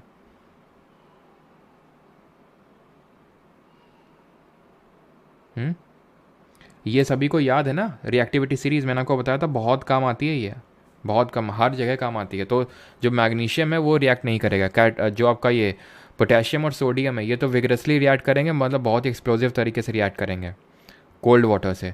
ये कोल्ड और बहुत, मतलब बहुत ज़्यादा एक्सोथर्मिक रिएक्शन होगी। कैल्शियम के केस में अगर बात करें, ये भी रिएक्ट कर जाएगा, बट उतनी ज़्यादा ये एक्सोथर्मिक रिएक्शन नहीं होगी। एक्सोथर्मिक इन द सेंस कि थोड़े बहुत बबल्स निकलेंगे और इसकी वजह से कैल्शियम फ्लोट करने लगेगा। लेकिन अगर आप ये सोचें कि बहुत एक्सप्लोजिव रिएक्शन होगी, तो वो नहीं होगी। मैग्नीशियम हॉट वाटर चाहिए और इन तीनों को चाहिए स्टीम, तभी रिएक्शन करेंगे, ठीक है। अभी आते हैं डबल डिस्प्लेसमेंट रिएक्शन में। डबल डिस्प्लेसमेंट का मतलब क्या हो जाएगा? जैसे कि विघटन तो उसको बोल देंगे, डिकम्पोजिशन को, विस्थापन, और ये है द्वि विस्थापन। अब द्वि विस्थापन में क्या हो रहा है, यहाँ पे आप देख पा रहे होंगे जैसे A B and C D है, तो हुआ क्या, ए डी को लेके निकल गया और बी सी को लेके निकल गया। जैसे फॉर एग्जाम्पल यहाँ पे ऐसे ले लेते हैं कि मान लेते हैं ये रणवीर है, ठीक है, ये रणवीर है और ये रणवीर है और ये आलिया है, ठीक है, और ये रणबीर है और ये और ये दीपिका है, ठीक है। तो अब होगा क्या, यहाँ पे रणवीर दीपिका को ले लेगा, ठीक है, और आलिया जो है वो रणबीर, मतलब रणबीर और आलिया को ले लेगा। ठीक है, तो यहाँ पे हुआ क्या, यहाँ पे वो अक्षय कुमार वाला नहीं, वो एक मीम रहता है इधर का उधर हो जाना, वो हो गया यहाँ पे। ठीक है, किस तरह से कि भाई यहाँ पे ए डी के साथ चला गया और बी सी के साथ। एक्चुअल में सिलेक्शन में होता क्या, मैं यहाँ पे एक एग्जांपल लिखता हूँ तब आपको समझ में आएगा। यहाँ पे जैसे फॉर एग्जांपल मैंने सोडियम सल्फेट लिखा Na2SO4, ठीक। यहाँ पे लिया मैंने बेरियम क्लोराइड BaCl2, फॉर्मूला लिखना आपको आता है। जैसे सोडियम सल्फेट को मैंने ऐसे क्यों लिख दिया, जैसे सोडियम है ये सल्फेट है तो वैलेंसी कितनी होती है सोडियम की 1, सल्फेट की 2, तो ये दोनों इंटरचेंज कर देंगे तो Na2SO4। ऐसे बेरियम क्लोराइड को कैसे लिख देते हैं हम, तो बेरियम, ठीक है, बेटा मांगे कार स्कूटर बाप रोए, तो बेरियम किस पर्टिकुलर ग्रुप से, second, that is alkaline earth metal, valency 2, chlorine की 1 होती है, क्लोरीन की 1 होती है, तो इंटरचेंज करेंगे तो BaCl2 निकल के आ जाएगा, सिंपल। ठीक है, इस तरह से फॉर्मूला लिखना हमने सीखा था। जब हम इसकी रिएक्शन करवाएंगे तो क्या होगा, BaSO4 बनेगा, बेरियम सल्फेट बनेगा, एंड यहाँ पे 2NaCl, ठीक है, 2 NaCl यहाँ पे बनेंगे। यहाँ पे एक्चुअल में हुआ क्या, हुआ यहाँ पे एक्सचेंज ऑफ आयंस। ध्यान रखना, जब भी डबल डिस्प्लेसमेंट रिएक्शन होती है तो आयंस का एक्सचेंज होता है, exchange of ions. Exchange of ions कैसे हुआ, तो यहाँ पे थे आपके बेरियम क्लोराइड में Ba2 पॉजिटिव कैटायन थे, यहाँ पे अगर हम बात करें तो SO4 2 negative that is sulphate ion थे, तो Ba2 पॉजिटिव और SO4 2 नेगेटिव ये क्या हुए, आपस में मिल गए, दैट इज़ यहाँ पे हुआ एक्सचेंज ऑफ आयंस, आयंस का एक्सचेंज हुआ। इस चीज़ को ध्यान रखना कि डबल डिस्प्लेसमेंट रिएक्शन में ही सिर्फ आपको एक्सचेंज ऑफ आयंस देखने को मिलता है। अब आते हैं अपने आखिरी type of reaction and that is oxidation and reduction. बहुत सिंपल है, ऑक्सीजन का एडिशन होता है आपका ऑक्सीडेशन, ठीक है, ऑक्सीजन का एडिशन होता है ऑक्सीडेशन, और ऑक्सीजन का रिमूवल होता है आपका रिडक्शन, ऑक्सीजन का रिमूवल होता है रिडक्शन। जैसे फॉर एग्जांपल यहाँ पे मैं एक रिएक्शन लिखता हूँ कॉपर की, ठीक है, ऑक्सीजन के साथ, तो ये बन जाएगा आपका CuO। बैलेंस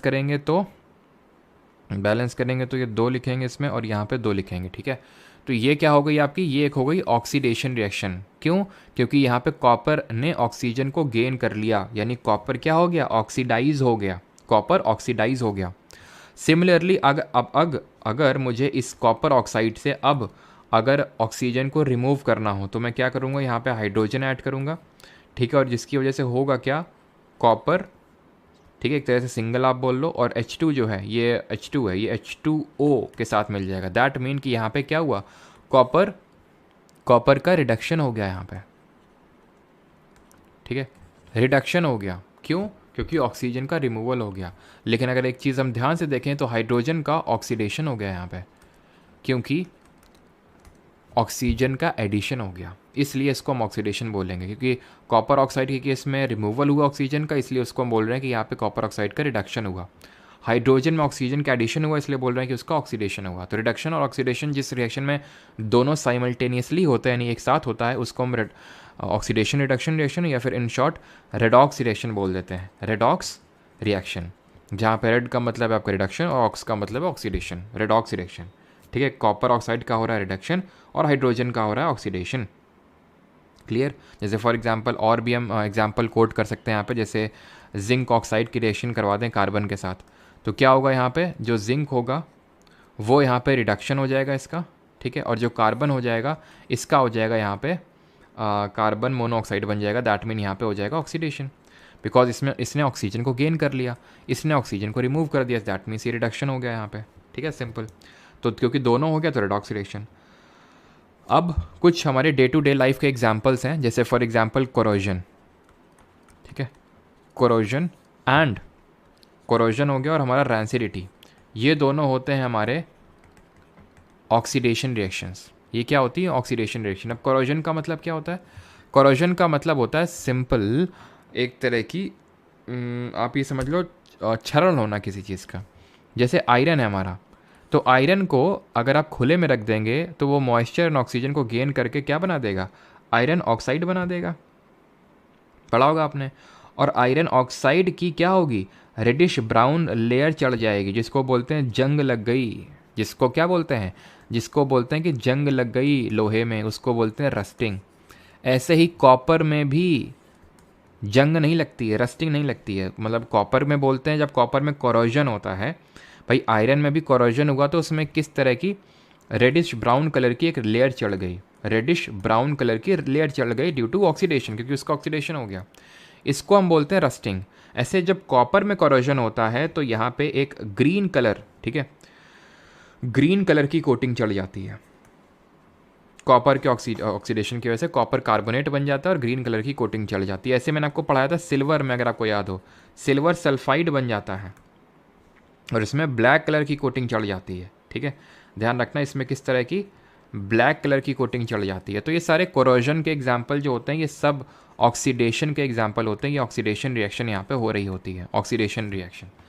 आयरन वाले में जो कोरोजन होता है उसी को ही सिर्फ हम रस्टिंग बोलते हैं, इस चीज़ को ध्यान रखिएगा। ऐसे ही रैंसिडिटी क्या होती है, इसको मतलब बासापन बोलते हैं।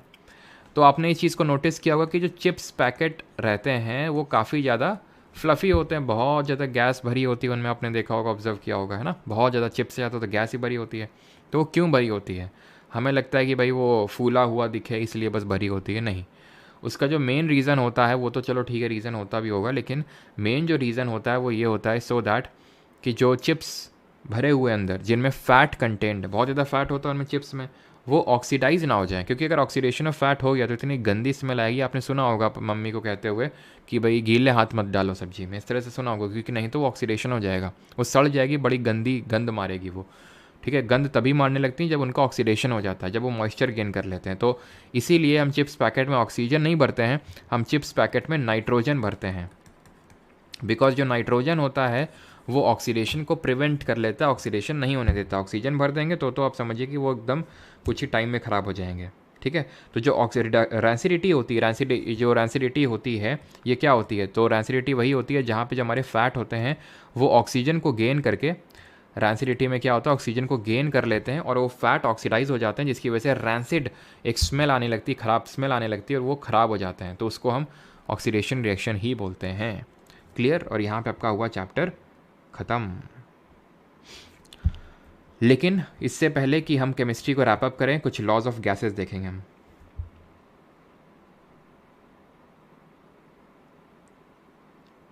सर बाइक प्लास्टिक में भी तो बना सकते हैं, कैसे? समझा नहीं। अच्छा, बाइक प्लास्टिक में भी तो बना सकते हैं।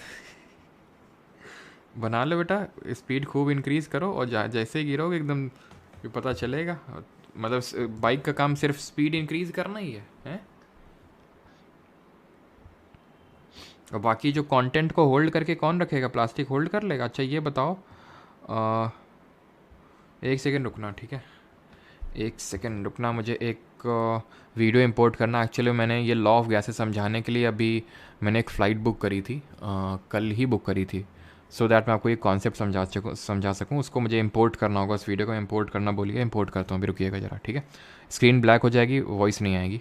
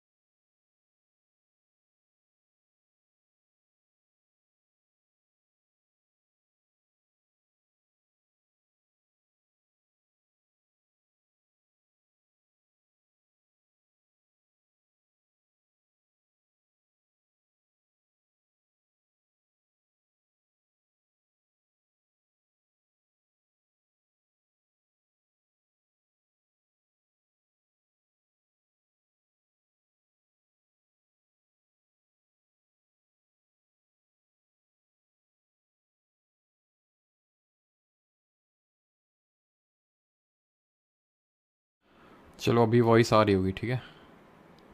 लॉज ऑफ गैसेस समझते हैं। वीडियो इंपोर्ट हो चुका है।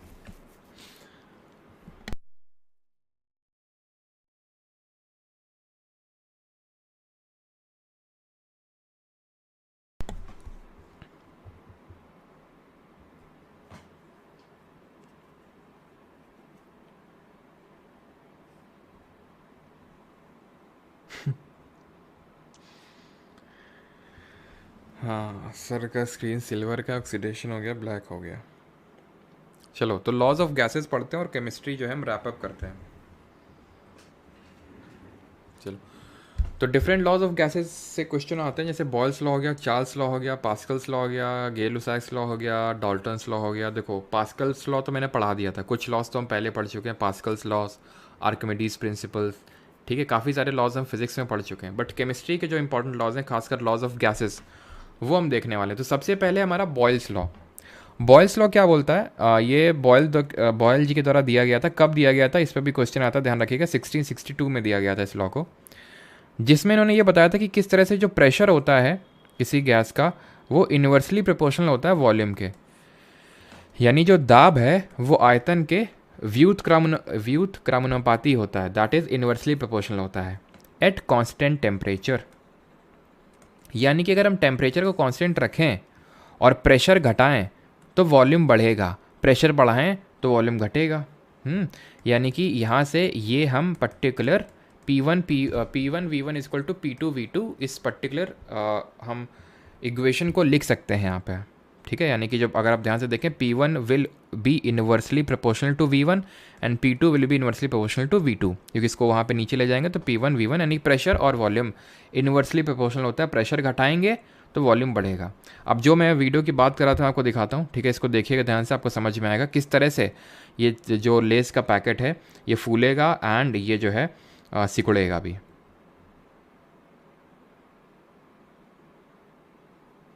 फूला हुआ है क्यों? क्योंकि अभी फ़्लाइट में मैं ऊपर हूँ, ठीक है। तो जिसकी वजह से फ़्लाइट में ऊपर होने की वजह से वो प्रेशर जो है काफ़ी कम हुआ, तो वॉल्यूम एक्सपैंड हुआ। अब मैं फ़्लाइट से नीचे आ गया हूँ तो क्या हुआ यहाँ पे? और जब मैं नीचे आ गया तो प्रेशर कम, प्रेशर ज़्यादा होता है नीचे, प्रेशर ज़्यादा तो वॉल्यूम कम। यहाँ पे आप देखिए क्या हुआ, मैं फिर से दिखाता हूँ। यहाँ पे जब मैं फ़्लाइट में ऊपर हूँ तो ऊपर होने की वजह से क्या हुआ? ऊपर होने की वजह से, क्योंकि ऊपर एटमॉस्फेरिक प्रेशर कम होता है, ये तो पता होगा आपको बात। तो क्योंकि प्रेशर कम है तो वॉल्यूम इंक्रीज़ होगा इसका, और वॉल्यूम इंक्रीज़ होगा तो ये देख सकते हैं वॉल्यूम बढ़ा है तो इसलिए एकदम फूल गया, ठीक है। अब सिर्फ मात्र इतना दिखाने के लिए कल मैंने फ़्लाइट बुक की, कल मैं गया और ये सारी चीज़ें किया, लेकिन तुम लोगों को अभी कभी अप्रिशिएट नहीं करना है कि सर इतना हार्डवर्क करते हैं, मात्र इस 10-15 सेकेंड की क्लिप के लिए इतना खर्चा किया, इतनी मेहनत की, लेकिन ना, खैर कभी मैंने इस बात का घमंड नहीं किया, लेकिन तुम लोगों ने कभी अप्रिशिएट भी करना ठीक नहीं समझा। कोई नहीं, दुख होता है, दर्द होता है। चलो भाई, तो चार्ल्स लॉ की बात करते हैं। चार्ल्स लॉ क्या बोलता है? तो चार्ल्स लॉ बोलता है कि volume is directly proportional to temperature at constant pressure.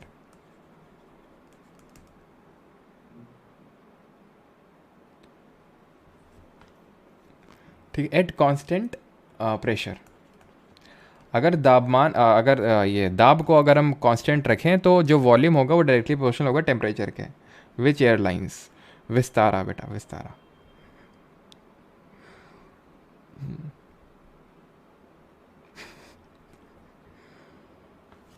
हाँ चलो भाई, तो volume is directly proportional to temperature at constant pressure. इसका भी एग्जांपल आपको दिखाते हैं कैसे, मतलब दिखा तो नहीं पाएंगे, अब इतना तो भी नहीं दिखा पाएंगे, ठीक है। सारा पैसा इसमें फ़्लाइट में खर्च हो गया था, तो आगे एक्सपेरिमेंट के लिए मेरे पास पैसा नहीं बचा, तो गाइस आई नीड फंड्स। तो होता क्या है कि जैसे फॉर एग्जांपल मैं आपको आप एक एक्सपेरिमेंट करना, कोई मतलब इस तरह से टेस्ट ट्यूब वगैरह हो, मतलब कुछ भी टेस्ट ट्यूब हो या फिर कुछ भी इस तरह का कुछ हो, कुछ भी हो, मतलब जिसमें आप गुब्बारे का जो मुंह है ना, गुब्बारा जो बिना फूला हुआ गुब्बारा है, ठीक है, उसको ऐसे मतलब इसमें लगा दीजिए सो दैट एकदम टाइटली फिट हो जाए। नीचे से इस टेस्ट ट्यूब को गर्म करिए, नीचे से क्या करिए, गर्म करिए इस टेस्ट ट्यूब को। क्या होगा? गर्म करेंगे यानी टेम्परेचर बढ़ाएंगे, टेम्परेचर भाई बढ़ेगा तो ये जो गैसेस हैं भागना स्टार्ट होंगी। बताए थे स्टेट ऑफ मैटर वाली क्लास में, टेम्परेचर इंक्रीज करेंगे तो इंटरमोलिकुलर फोर्सेस ऑफ अट्रैक्शन कम होगा, kinetic energy between the molecules बढ़ेगा, तो वॉल्यूम बढ़ेगा और ये गुब्बारा फूल जाएगा। फूल का ऐसा नहीं कि एकदम ले भैया ले तैयार गुब्बारा, ऐसा नहीं हो जाएगा, थोड़ा सा फूलेगा भाई अपने औकात के हिसाब से। या फिर जैसे फॉर एग्जांपल अगर टायर का पंचर चेक करना है, ठीक है, अगर मान लो कि नहीं हुआ एसएससी में सिलेक्शन और टायर का पंचर चेक करना है, वैसे तो नॉर्मल पानी से भी हो जाता है, लेकिन जैसे फॉर एग्जांपल अगर टायर पंचर नहीं है, ठीक है, और अगर आप इसको गर्म पानी में डालेंगे तो वो फूल जाएगा ये टायर, नॉट टायर, वो जो आपका ट्यूब होता है वो ट्यूब आपका फूल जाएगा। अच्छा, इन मामलों में काफ़ी, इसमें भी मैं काफ़ी लिद्दड़ टाइप हूँ, लिद्दड़ इन दी सेंस ये जो बाइक वगैरह और ये सब। मैं एक बार अभी पता नहीं कहीं गया था बाइक लेके, तो एक बंदा पूछता नई बाइक ली है, हमने कहा हाँ नई है, तो बोलता है कि कितना एवरेज देती है। भाई मेरे को कुछ नहीं पता एवरेज एवरेज ये सब क्या होता है, एवरेज एवरेज, तो अब मैं दिखा तो सकता नहीं था कि मुझे एवरेज के बारे में पता नहीं है। तो मैंने कोशिश तो की काफ़ी की, मुझे लगा कि मैं कुछ तो ये नंबर दे, कुछ तो ये नंबर दे कि मतलब 20-25, मतलब मुझे पता नहीं था, ठीक है। तो फिर मतलब जब मैं नंबर नहीं दे पाया तो वो बंदा समझ गया इसको कुछ पता नहीं है। तो फिर उसने बोला कि ऐसा 25-30 देती होगी, हमने कहा हाँ हाँ वही, बस वही 25-30 ही देती है। ठीक है, बस चलाई रख दी। एवरेज माइलेज ये सब मेरे को कुछ अंदाज़ा नहीं है। तो खैर ये जो चीज़ होती है, जैसे कि मैंने आपको बताई कि किस तरह से टेम्परेचर इंक्रीज़ होगा तो वॉल्यूम इंक्रीज़ होगा, ये सिंपल सी चीज़ है जो कि चार्ल्स जी ने बहुत पहले बताई थी। कब बताई थी? 1780 में। ये ईयर याद रखिएगा बिकॉज आपसे पूछ लेता है ये, ठीक है। 1780 में चार्ल्स लॉ दिया गया था और ये 1661, बिकॉज ईयर पूछे हैं आपसे। हाँ सर ये क्या बना दिया आपने? अरे भाई ट्यूब टाइप है। अच्छा 1 लीटर में कितना किलोमीटर चलती है ये एवरेज होता है? अच्छा ये एवरेज होता है। भाई मेरे को सच में नहीं पता था। वो बंदा मतलब बोला कि कितने भाई तो कितना देती है भैया ये? तुमने कहा बस यही कुछ मैंने काफ़ी देर तक किया, समझ गया कि इसको पता नहीं है ये। तो फिर उसने एक नंबर थ्रो किया, उसको लगा भैया बुरा मान जाएंगे फिर। क्योंकि उसके मैं तो दुकान में गया था कुछ काम से, कुछ फ़ोन वोन आई थिंक सही करवाने, तो उसको लगा कि फिर गिल्ट मतलब ह्यूमिलिएट नहीं करते हैं भैया को, नहीं भैया आएंगे नहीं फ़ोन सही करवाने दोबारा हमारी दुकान पे। तो उसने बोला वही भाई 25-30 देती हो कि? हमने कहा हाँ बस उतना ही तो देती है।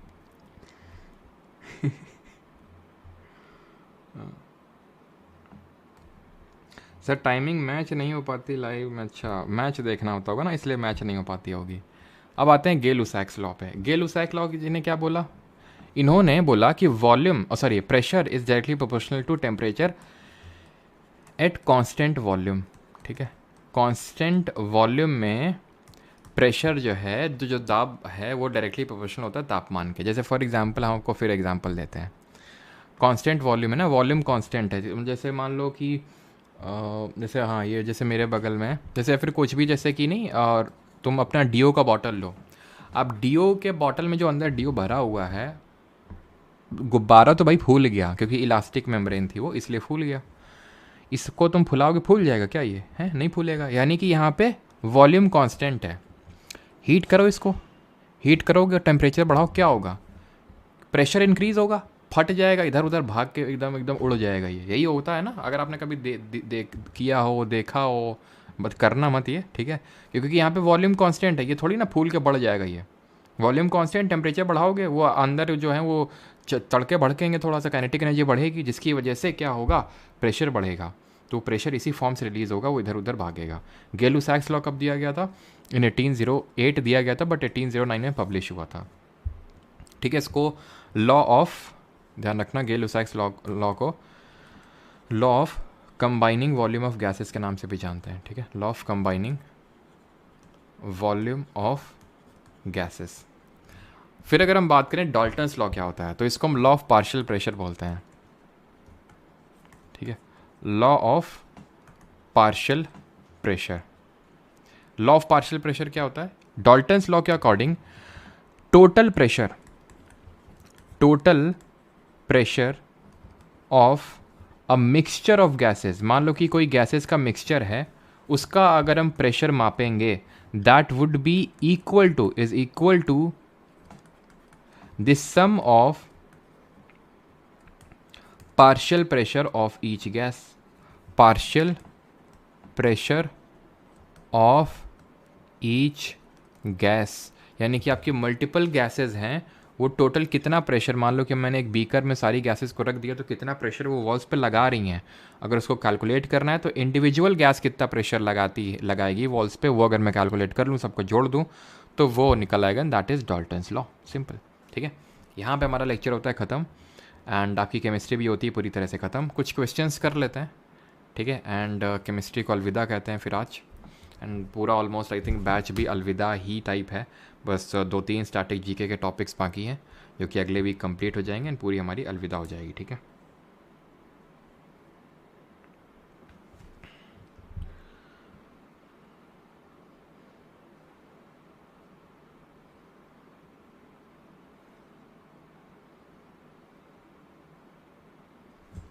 हाँ जी, तो which process of face transition is the reverse of, हाँ जी वही है, जॉन डाल्टन। ठीक है, जॉन डाल्टन, जो डाल्टन्स हमने पढ़ा था ना, डाल्टन्स लॉ ऑफ, सर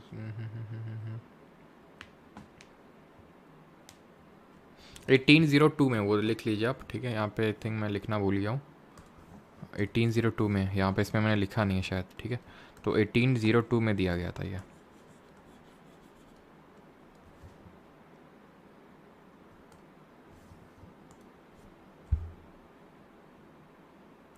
चलिए, तो इसका सही आंसर क्या होगा, which process of face transition is the reverse of deposition. तो डिपोजिशन का मतलब क्या होता है, गैस जो है वो सॉलिड में आ रही है, गैस सॉलिड में आ रही है, सॉलिड टू गैस सब्लिमेशन। ठीक है, आर्य जी मैंने लिख दिया, 1802 में आया था। ठीक है, तो सब्लिमेशन बोलते हैं जिसको, बोलते हैं ऊर्ध्वापतन।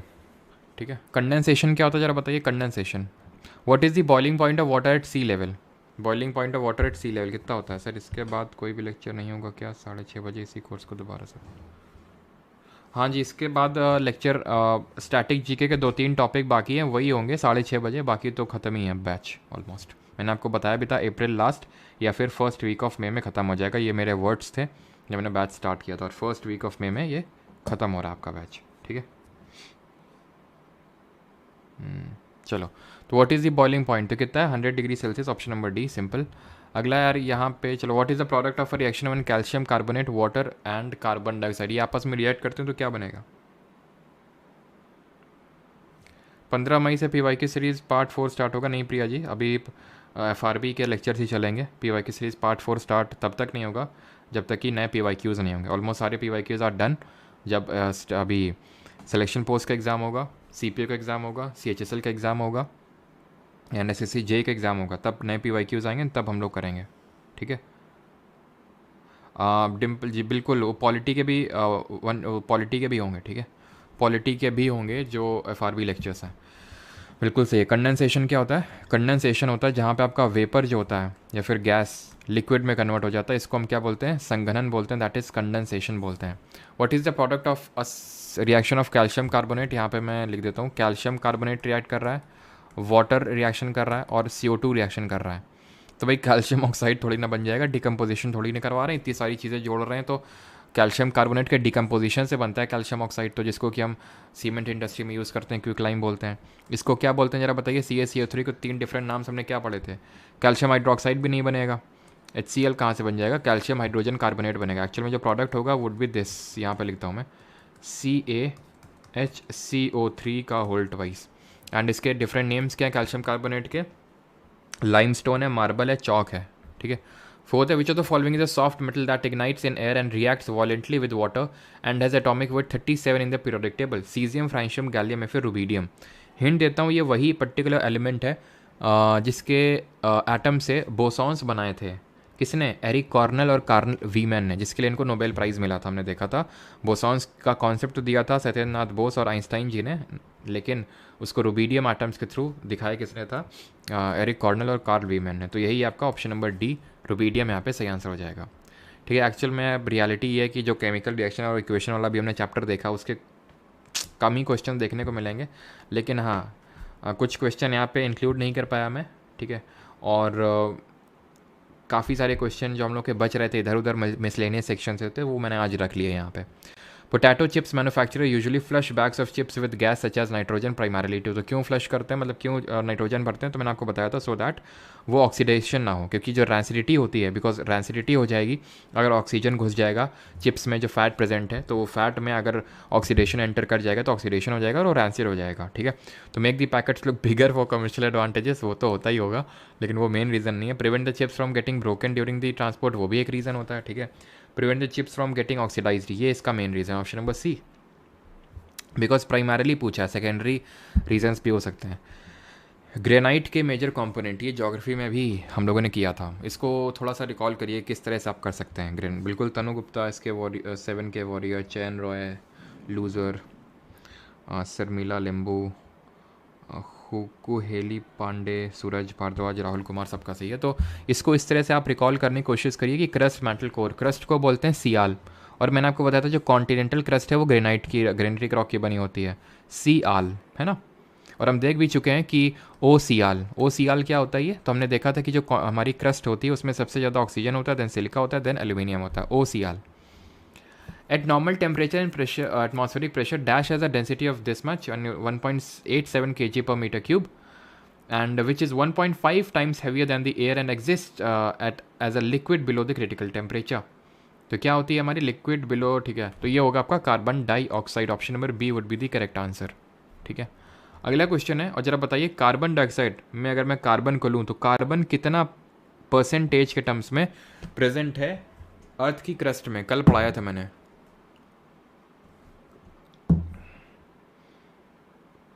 स्टैटिक जीके की क्लास न्यू वर्ल्ड पब्लिक है, अगर आप जाके देखेंगे पिछले बैच वाली क्लासेस पब्लिक ही हैं। तो इन जुलाई ये हो गया था, इन जुलाई, हाँ। तो कितना कार्बन है, 0.02%, आंसर आया नहीं किसी का, 0.02% है, एटमॉस्फेयर में 0.036% और वैसे तो ये क्या आंसर होगा 2018 में, वही आपका बोस आइंस्टाइन, तो रुबीडियम एटम्स अभी मैंने बताया था, ठीक है। 9th, which odorless, colorless, tasteless and chemically unreactive gas was invented by Daniel Rutherford in 1772 and was independently isolated at the same time by Scheele and Cavendish। जरा बताइए रदरफोर्ड से आपके दिमाग में और क्या क्या चीज़ें दिमाग में आती हैं आपके रदरफोर्ड जी से। तो सही आंसर यहाँ पे क्या होगा, सही आंसर होगा oxygen, option number A, Henry Cavendish. और काफ़ी सारी जो नोबेल गैसेज हैं जैसे कि नियॉन, ऑर्गन, क्रिप्टन, जेनॉन, इसको किसने डिस्कवर किया था, ज़रा बताइए। रदरफोर्ड से आपको वो जो गोल्ड वाला एक्सपेरिमेंट किया था थिन शीट में अल्फ़ा पार्टिकल को, जिनको डबली चार्ज हीलियम एटम बोलते हैं, तो उनको बम्बार्ड करवाया था, तो वहाँ से हमने देखा था इन्होंने किस तरह से न्यूक्लियस की डिस्कवरी करी थी, एंड जो हमारे प्रोटॉन्स होते हैं उसको भी डिस्कवर किया था, है ना। एंड फिर हमने इनकी अगर बात करें, ये जो हमारी इनर्ट गैसेज हैं, विलियम रैमसे, मैंने आपको नाम बताया था, ये नाम याद रखिएगा, विलियम रैमसे। हेमा, नेहा और करीना जीती रहना में से नेहा और करीना जीती, तो William Ramsay. From the given options, और इनमें किस इनर्ट गैस को बल्ब में भरते हैं, जरा बताइए, बल्ब में भरते हैं किस इनर्ट गैस को। From the given options choose the one which is not a product of the decomposition reaction of lead nitrate का डिकम्पोजिशन का कौन सा इसमें पार्ट नहीं है। तो जब लेड नाइट्रेट का डिकम्पोजिशन करवाते हैं तो मैंने आपको बताया था येलो कलर का लेड ऑक्साइड बनता है, ब्राउन फ्यूम्स निकलते हैं नाइट्रोजन डाइऑक्साइड का, और ऑक्सीजन गैस निकलती है। तो ऑक्सीजन भी निकली, ये येलो कलर का ये भी निकला, ये भी ब्राउन फ्यूम्स मिले, लेकिन नाइट्रोजन नहीं मिलती है। ये ब्राउन फ्यूम वाली रिएक्शन बहुत इंपॉर्टेंट होती है, बार बार पूछता है, ठीक है। ऑर्गन को भरते हैं, बिल्कुल सही बात है। ऑर्गन हमारे एटमॉस्फेयर में कितने परसेंटेज में, ये बताइए कौन सा करेक्ट है यहाँ पे, कमेंट में बताइए जल्दी से। सीपीओ में क्वेश्चन पूछा गया 5 अक्टूबर 2023 को। Zinc oxide is a form of rust, rusting सिर्फ आयरन में ही होती है, ध्यान रखिए। Chemical rust is hydrated ferric oxide, बिल्कुल सही है, ठीक है। Chemical rust is non hydrated, और अच्छा सॉरी नॉन हाइड्रेटेड होगी, इसमें कौन सा वाटर थोड़ी ना आ जाता है आयरन ऑक्साइड में, मतलब कि Fe3O4 बनता है, लेकिन Fe3O4.2H2O 3H2 इस तरह से नहीं बनता, तो it would be non hydrated ferric oxide, ठीक है। आगे देखते हैं अगला क्वेश्चन। और कॉपर में किस तरह की वो चढ़ती है, कोरोजन होता है, सिल्वर में किस तरह का कोरोजन होता है।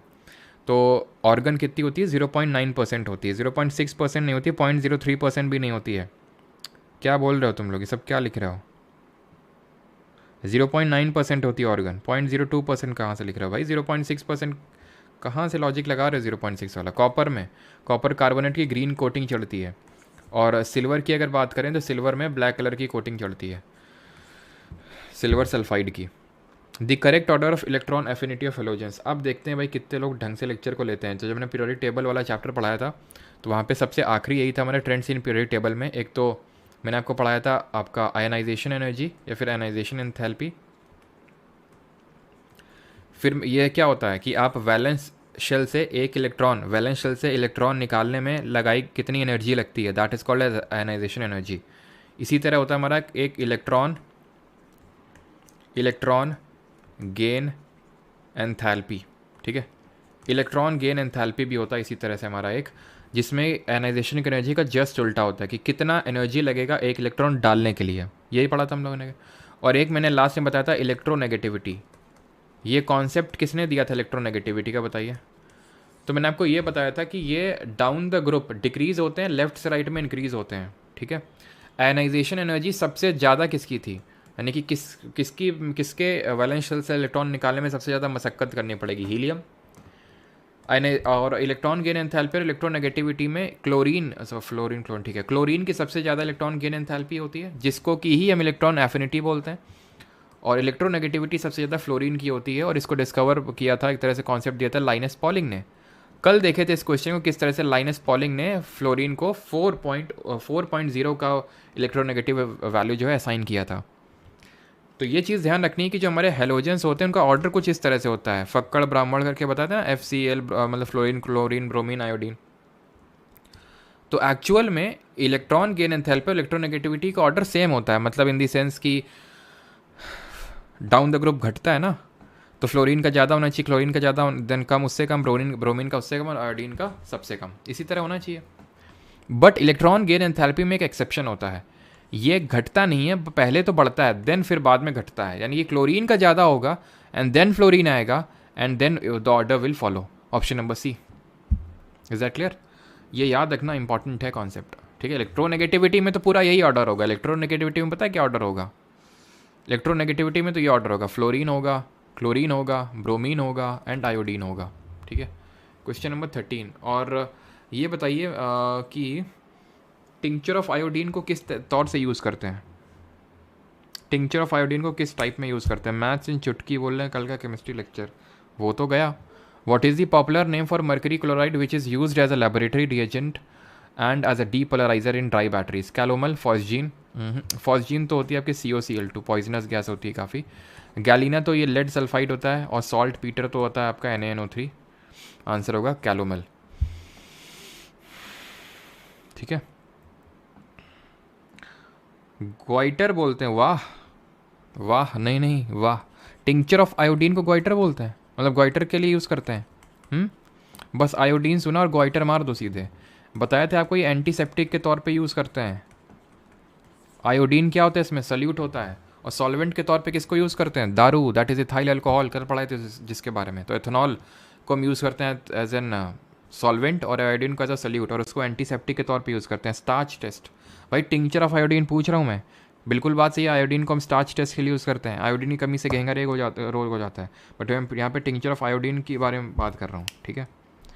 चलिए अगला क्वेश्चन देखिए। Which of the following is a highly electropositive element that readily gives up electrons in order to obtain a stable electronic configuration? बहुत ज़्यादा क्या है ये, बहुत ज़्यादा इलेक्ट्रोपॉजिटिव, तुरंत भक्क से इलेक्ट्रॉन देता है, भक्क से, भन्न भट्ट छट्ट वैसे नहीं, भक्क से देता है, ठीक है। क्लोरीन तो लेता है, ऑक्सीजन भी लेता है, नाइट्रोजन भी लेता है, सोडियम देता है, तो जल्दी और लेट की तो बात ही नहीं उठती है। फिर बॉइलिंग पॉइंट किस में, इनमें से किसका सही? क्लोरोफॉर्म और मेथेन का लिखा हुआ है यहाँ पे। करंट अफेयर की हार्ड कॉपी देखते हैं यार, है ना। करंट अफेयर की हार्ड कॉपी अवेलेबल करवाएंगे मोस्ट प्रॉब्ली अगले मंथ से। तो क्लोरोफॉर्म की अगर हम देखें और मेथेन, दोनों का ही बॉइलिंग पॉइंट सही, ऑप्शन नंबर डी सही आंसर होगा, both 1 and 2। Which of the following has the highest boiling point? Periodic table का वीडियो पब्लिक, तो कौन सा किसका सबसे ज़्यादा अधिकतम बॉइलिंग पॉइंट है? तो कल मैंने आपको पढ़ाया था, अगर आपको याद हो, सैचुरेटेड और अनसैचुरेटेड अल्केन्स, सॉरी अनसैचुरेटेड और अनसैचुरेटेड हाइड्रोकार्बन्स। सैचुरेटेड हाइड्रोकार्बन क्या होते हैं? एल्केन जो होते हैं। जनरल फॉर्मूला बताओ इनका एल्केन का। और अनसैचुरेटेड हाइड्रोकार्बन्स क्या होते हैं? इसमें होते हैं एल्कीन और एल्काइन आते हैं, एल्कीन और एल्काइंस आते हैं, ठीक है। अब इनमें से मैंने ये बस फ्लेम वगैरह पढ़े थे, बॉइलिंग पॉइंट सबसे ज़्यादा किसका होगा? तो एल्काइन का होगा सबसे ज़्यादा, ध्यान रखना। क्यों होगा? क्योंकि एल्केन में सिंगल बॉन्ड होता है, एल्कीन में डबल बॉन्ड होता है, एल्काइन में ट्रिपल बॉन्ड। तो ऐसे याद रखो भाई यहाँ पे तीन तीन बॉन्ड तोड़ना है। ज़्यादा टेम्परेचर की नीड होगी तो ज़्यादा बॉइलिंग पॉइंट होगा एल्काइन का सबसे ज़्यादा, देन एल्कीन का, देन एल्केन का। एल्केन का जो जनरल फॉर्मूला होता है वो CnH2n+2 होता है। एल्कीन का जो जनरल फॉर्मूला होता है वो CnH2n होता है। और एल्काइन का होता है CnH2n-2। और हमें ये पता होना चाहिए कि हमने पढ़ा था कि एल्केन्स में जैसे ब्यूटेन होता है तो उसको हम कहाँ पे यूज़ करते हैं, जरा बताइए। ब्यूटेन कहाँ पे यूज़ होता है? इथाइलिन कहाँ पे यूज़ होता है? और एसिटिलाइन जो कि एक इथाइन है, जो कि आपका एल्काइन है, उसको कहाँ पे यूज़ करते हैं? चलिए अगला है यहाँ पे 17, दी वैलेंसी ऑफ अर्जेंटिक इज। तो अर्जेंटिक की वैलेंसी कितनी होती है? तो अर्जेंटिक जो है आपका आई थिंक इसका एटॉमिक नंबर 47 होता है, और इसका जो वैलेंसी होता है दैट वुड बी +2, यानी कि ये 2 इलेक्ट्रॉन देता है, 2 इलेक्ट्रॉन देता है। तो इसकी जो संयोजकता होती है वो 2 होती है, ठीक है। एंड यहाँ पे ब्यूटेन का यूज़ करते हैं LPG सिलेंडर्स में, ठीक है। और सैचुरेटेड हमारे किस फ्लेम में बर्न होते हैं और अनसैचुरेटेड किस फ्लेम में बर्न होते हैं ये भी बताइएगा। इथाइलिन गैसियस हार्मोन है जिसको फ्रूट राइपनिंग में हेल्प करते हैं, वो यूज़ करते हैं। एंड एसिटिलीन का यूज़ करते हैं वेल्डिंग ऑफ मेटल्स पे, ठीक है। एंड अगर हम बात करें सैचुरेटेड क्लियर ब्लू फ्लेम में बर्न होते हैं, और अनसैचुरेटेड जो असंतृप्त होते हैं वो येलो सूटी फ्लेम में बर्न होते हैं, ठीक है। विच ऑफ द फॉलोइंग, और एक चीज़ को ध्यान रखिएगा, हमारे कई सारे ऐसे एलिमेंट होते हैं जिनकी वेरिएबल वैलेंसी होती है। कोई आप नेम कर सकते हैं एलिमेंट विद वेरिएबल वैलेंसी? अगला क्वेश्चन है, विच of the following acids make up 55 to 80% of olive oil, making it a good choice for just for most cooking methods. तो 55 to 80% ऑफ ऑलिव ऑयल किस में होता है? ओलिक एसिड में। Option number B यहाँ पे सही आंसर होगा, ठीक है। What is the atomicity of chlorine? Chlorine की परमाणुता कितनी होती है? तो परमाणुता होती क्या है कि कितने नंबर ऑफ एटम्स मिलके एक बना रहे हैं आपका मॉलिक्यूल। जरा कमेंट में बताइए ओजोन की कितनी एटॉमिसिटी होती है? तो क्लोरीन Cl2 होता है, तो 2 यहाँ पे क्लोरीन के एटम मिलके बना रहे हैं। टेट्रा एटॉमिक का एग्जाम्पल हमारा फॉस्फोरस हो जाएगा। पॉलीटॉमिक की अगर बात करें जैसे सल्फर हो गया जिसकी एटॉमिसिटी 8 होती है। मोनोटॉमिक की अगर बात करें हीलियम मोनोटॉमिक है। डायटॉमिक की एक और एग्जांपल की बात करें हाइड्रोजन हो जाएगा। ओजोन की अगर बात करें तो फॉर्मूला O3 होता है, 3 एटम्स को मिलकर ओजोन का एक मॉलिक्यूल बनाना पड़ता है, तो 3 इसमें होगा, ठीक है। वेरिएबल वैलेंसी वाला भी करवाते हैं, ये देखो अगला ही क्वेश्चन है, विच of the following elements has a variable valency? निम्नलिखित में से किस तत्व की संयोजकता परिवर्तनशील होती है, मतलब कि मल्टीपल होती है, ये आपको बताना है। तो आयरन, सोडियम, सल्फर या फिर मैग्नीशियम? तो ध्यान रखिएगा आयरन की होती है, आयरन की 2 भी होती है वैलेंसी, आयरन की 3 भी होती है वैलेंसी। सोडियम की हमेशा 1 होती है, ठीक है वैलेंसी। अच्छा, सल्फर की कितनी होगी? 2 होगी क्योंकि ऑक्सीजन फैमिली से, चाल्कोजन से। मैग्नीशियम की 2 होगी, +2 होगी। आयरन के अलावा और किस किस की वेरिएबल होती है? तो जब ये हम अर्जेंटिक देख रहे थे ना, उसकी भी आपकी मल्टीपल वैलेंसी होती है। खासकर जो हमारे ट्रांजिशन मेटल्स होते हैं, ट्रांजिशन मेटल कौन से ग्रुप में आते हैं जरा बताइए, कौन से ब्लॉक में आते हैं? S में, P में, D में, F में, किस में आते हैं? तो निकल हो गया हमारा, कॉपर हो गया, टिन हो गया, इन सब की वेरिएबल वैलेंसी होती है, यानी मल्टीपल वैलेंसीज ये शो करते हैं। एंड ट्रांजिशन मेटल्स की अगर बात करें, ट्रांजिशन मेटल्स तो ये हमारे D ब्लॉक में आते हैं। F ब्लॉक में तो इनर ट्रांजिशन मेटल्स आते हैं।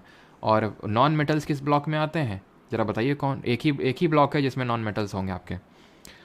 मेटल्स तो आपको S ब्लॉक में भी मिलेंगे, P ब्लॉक में मिलेंगे, ठीक है, D ब्लॉक में मिलेंगे, F ब्लॉक में भी मिलेंगे।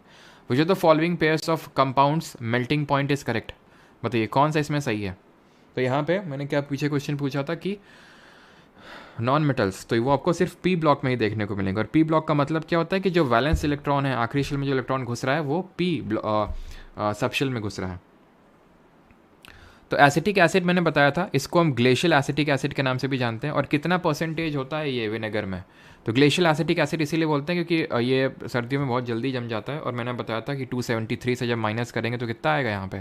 तो ये आ जाएगा 780 यानी 17 डिग्री सेल्सियस मात्र इसका जो है ये होता है। तो जो मेल्टिंग पॉइंट है यानी काफ़ी कम होता है। मैंने आपको कल बताया था अगर आपने ध्यान से देखा हो क्लास को। तो पहला तो सही होगा, और इथेनॉल का 156 केल्विन ये भी सही है, दोनों ही सही है, बोथ 1 and 2। एसिटिक एसिड कितना होता है विनेगर में? सिरके में 5 to 8% होता है आपका एसिटिक एसिड विनेगर में, है ना। चलिए अगला सवाल है 22वां number, which of the following is the correct descending order of the nitrate ion, chloride ion, bromide ion and iodide ion as per the basic strength? Basic strength के order में आपने लगाना है इनको, बताओ। मैथ के लिए कुछ नुस्खा बता दो भाई, क्या नुस्खा बता दें मैथ्स के लिए? प्रैक्टिस ही मैथ्स में आपको नैया आपकी पार लगाएगी। वैसे तो इसी वजह से क्वेश्चंस डाले जाते हैं आपके जो टेलीग्राम चैनल है जो क्विज़ वाला है। कितने लोग हैं जो वहाँ पे डेली क्विज़ लगाते हैं, जहाँ पे जीके, इंग्लिश और मैथ्स की होती है। और कल आपकी 100 क्वेश्चंस की प्रेपोजिशन की क्विज़ होगी, उसमें 100 क्वेश्चन की प्रेपोजिशन की क्विज़, तैयार रहिएगा। तो सही आंसर यहाँ पे होगा option number B, nitrate ion की सबसे ज़्यादा होगी, then chloride, then bromide and then iodide ion. ठीक है, अगला हमारा, when an iron nail is dipped into a dash coloured copper sulphate solution its colour changes to. तो आपको याद हो मैंने बताया था ना, जैसे टेस्ट ट्यूब है तो उसमें हमने कॉपर सल्फेट सोल्यूशन लिया और आयरन नेल्स डाली, तो आयरन नेल का क्या होगा, वो डिस्प्लेस कर देगा। हमने ये रिएक्शन देखी थी ना, आयरन और कॉपर सल्फेट, क्योंकि आयरन ज़्यादा रिएक्टिव है, ऊपर है रिएक्टिविटी सीरीज़ में कॉपर से, तो वो डिस्प्लेस कर देगा और कॉपर को सिंगल कर देगा। तो जो कॉपर सल्फेट का जो ब्लू सोल्यूशन है वो ग्रीन में कन्वर्ट हो जाएगा। That means option number B. Which gas, बस लास्ट 5 क्वेश्चन हैं बस, ठीक है भाई। परमार अकेडमी एप्लीकेशन पे भी तो ट्रैवल मोर आपके डलते ही रहे हैं अभी तक, जीके के संडे को। अभी जब से एफआरबी सीरीज स्टार्ट हुई तो जो हम लोग जिस वीक में कर रहे हैं जो अभी सब्जेक्ट, तो उसी का आपका टेस्ट होता है। तो अभी सब्जेक्ट वाइज होंगे, देन जैसे ही 2 महीने होंगे यानी कि एफआरबी कंप्लीट होगा, फिर से फुल लेंथ मॉक चालू हो जाएंगे। देखते हैं अगर सारे सब्जेक्ट करवा सकें, लेकिन जीके के तो फॉर श्योर होने ही वाले हैं। एंड संडे को, दैट इज़ इस संडे को आपको पता होना चाहिए, एंशियंट हिस्ट्री का हम लोग 1 शॉट करने वाले हैं, complete ancient history through 60 question. Which gas is used by the chemical leaveners such as baking powder and baking soda to lighten and aerate baked goods? बहुत आसान है यार ये, ठीक है, इससे आसान हो नहीं सकता, बिकॉज मैंने बताया था बेकिंग सोडा। जब बेकिंग सोडा के मैंने यूज़ बताया था तो मैंने बताया था कि बेकिंग सोडा को अगर हम माइल्ड एडिबल एसिड में डाल दें या फिर इसमें मिक्स कर दें, खाने योग्य जो माइल्ड, बहुत ही स्ट्रॉन्ग एसिड नहीं, माइल्ड एडिबल एसिड, जैसे कि टार्टरिक एसिड, तो क्या होता है, बेकिंग पाउडर बन जाता है और CO2 गैस निकलती है। मैंने आपको बताया था जब भी हम वाटर ऐड करें या फिर बेकिंग सोडा में या फिर हम एसिड ऐड करें तो CO2 गैस इवॉल्व होती है, तो CO2 गैस की वजह से वो फ्लफीनेस आती है, ठीक है। तभी तो इसको हम सोडा एसिड फायर एक्सटिंग्विशर में भी यूज़ करते हैं। सोडा एसिड फायर एक्सटिंग्विशर में किस वजह से यूज़ करते हैं बेकिंग सोडा को, बताया था ना इसको। और इसका एक और यूज़ बताइए, 2 तो मैंने बता दिए, बेकिंग पाउडर बनाने में और सोडा एसिड फायर एक्सटिंग्विशर, एक और यूज़ बताइए। तो क्या होता है यहाँ पे, जैसे बेकिंग वो होता है, हमने देखा था यहाँ पे H2SO4 लटका होता है, ठीक है। जब नॉब प्रेस करते हैं तो मिक्स होकर बहुत ज़्यादा CO2 निकलती है, नॉट अ न्यूट्रल ऑक्साइड। तो Na2O ये मेटल है, तो मेटल का ऑक्साइड क्या होता है, मेटल का ऑक्साइड होता है एसिडिक इन नेचर, तो ये न्यूट्रल नहीं होगा, ठीक है। न्यूट्रल में अगर हम जैसे एम्फोट्रिक ऑक्साइड के एग्जांपल बताइए, एम्फोट्रिक ऑक्साइड के, तो एक एग्जांपल हो जाएगा एंटासिड की तरह बिहेव करता है, किसी ने बताया नहीं अभी तक, एंटासिड की तरह बिहेव करता है, हमारी पेट की एसिडिटी को ख़त्म करता है ना। तो एम्फोट्रिक की अगर बात करेंगे तो एल्यूमिनियम ऑक्साइड हो जाएगा, जिंक ऑक्साइड हो जाएगा, ठीक है, जिंक ऑक्साइड हो जाएगा। तो ये आपके एग्जाम्पल्स हो जाएंगे। अगला सवाल है हमारा 27th, which of the following is correctly paired, कौन सा आयन का यहाँ पे सही पेयर्ड है।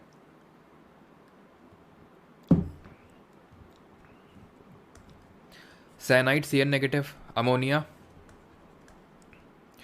NH3 positive, bromide ion Br negative, fluoride ion F negative. सही आंसर क्या हो जाएगा, option number A. Third last question है, प्रॉपर्टी बेरिलियम की कौन सी है यहाँ पे। Sir next FRB on physics, next FRB physics में होगा, फिजिक्स लास्ट में होगा।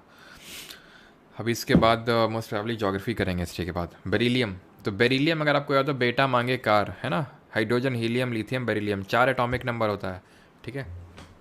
तो फॉर्म्स आयनिक कंपाउंड, बिल्कुल सही है, क्योंकि मेटल है ना, तो आयनिक बॉन्ड बनेंगे और आयनिक कंपाउंड बनेगा, ठीक है, जिसको हम इलेक्ट्रोवेलेंट बॉन्ड या फिर इलेक्ट्रोवेलेंट बॉन्ड की वजह से बनने वाले कंपाउंड को इलेक्ट्रोवेलेंट कंपाउंड के नाम से भी जानते हैं।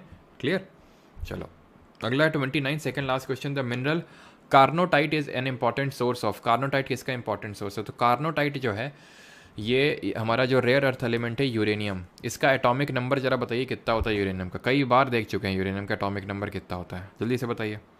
And which of the following is a polar molecule, तो पोलर मॉलिक्यूल कौन सा जिसमें पोलैरिटी होती है, जिसके एंड्स में पॉजिटिव नेगेटिव देखने को मिलता है। तो मैंने अगर आपको याद हो तो बताया था कि क्यों, जैसे हम जैसे वाटर में डिज़ोल्व करते हैं तो चीज़ें जो है हमारी जो आयनाइज हो जाता है, जैसे एसिड डाला तो एसिड में एक पॉजिटिव एंड और नेगेटिव एंड निकल आता है, बिकॉज वाटर एक पोलर मॉलिक्यूल होता है, ठीक है। इसलिए बेंजीन नॉन पोलर होता है बिकॉज इसकी पोलैरिटी कैंसिल हो जाती है। ये भी आपको जैसे आपने पढ़ा होगा, ये जब आपने 11th 12th में अगर केमिस्ट्री पढ़ी हुई, किस तरह से यहाँ पे जो नेट में इलेक्ट्रोनेगेटिविटी जाती है क्लोरीन के पास, वो इसको ये एक दूसरे को कैंसिल कर देते हैं। यहाँ पे जो नेट में इलेक्ट्रोनेगेटिविटी जाती है इसके पास, ये एक दूसरे को कैंसिल कर देते हैं।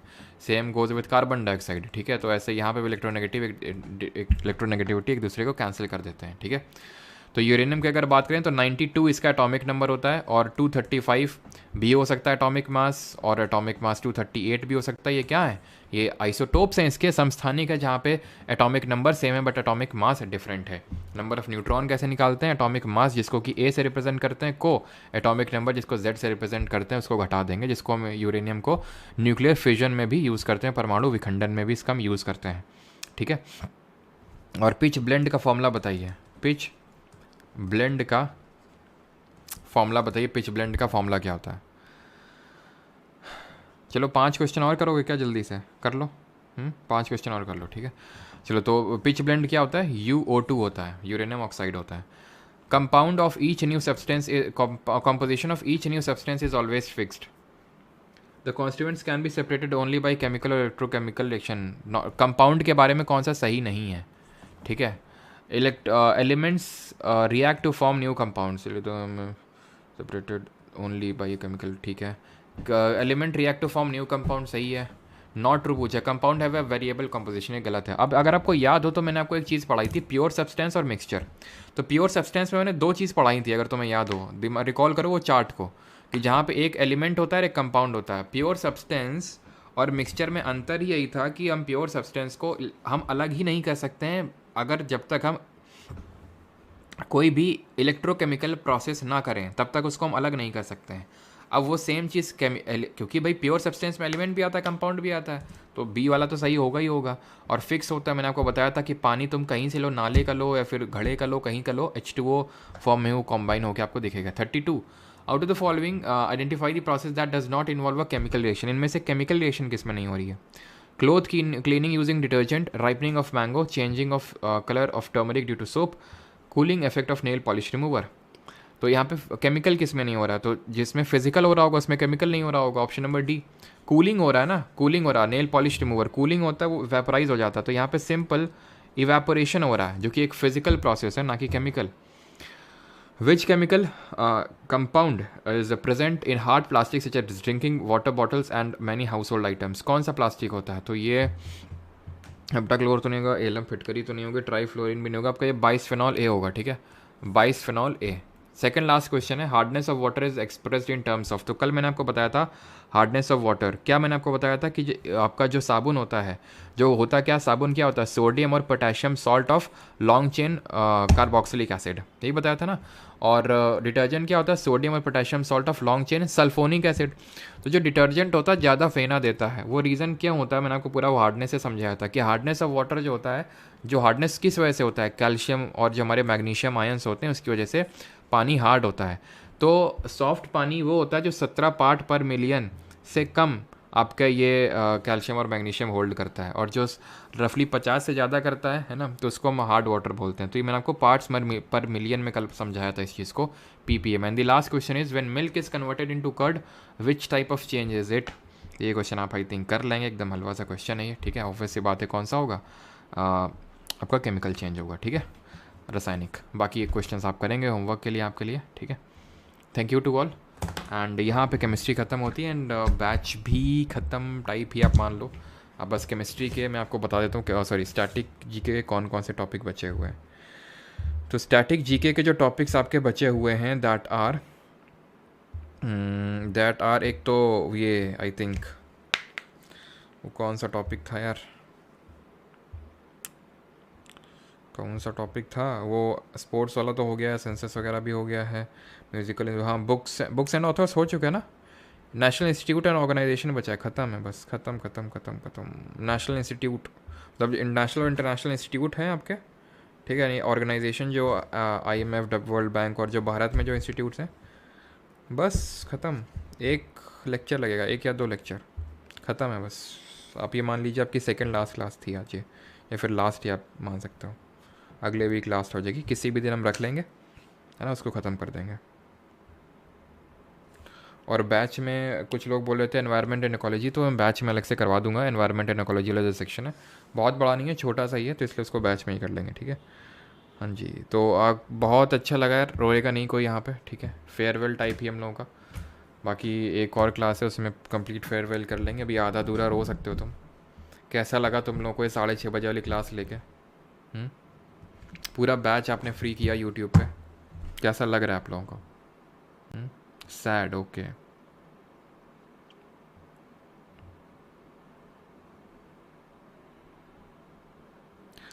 मज़ा आ गया सर। सर कित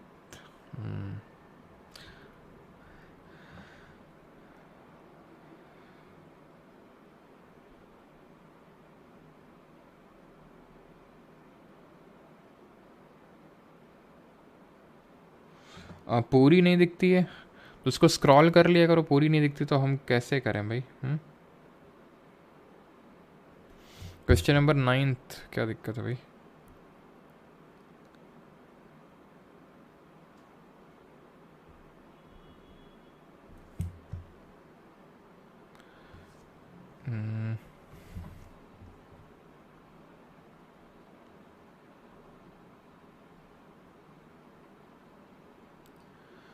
विच ऑर्डरलेस, कलरलेस, टेस्टलेस है मिलकर। बिल्कुल यार, बिल्कुल बिल्कुल बिल्कुल बिल्कुल बिल्कुल बिल्कुल ठीक है। इसको सही करिएगा। यहाँ पे नाइट्रोजन होगा इसका आंसर, ऑक्सीजन नहीं होगा, ठीक है?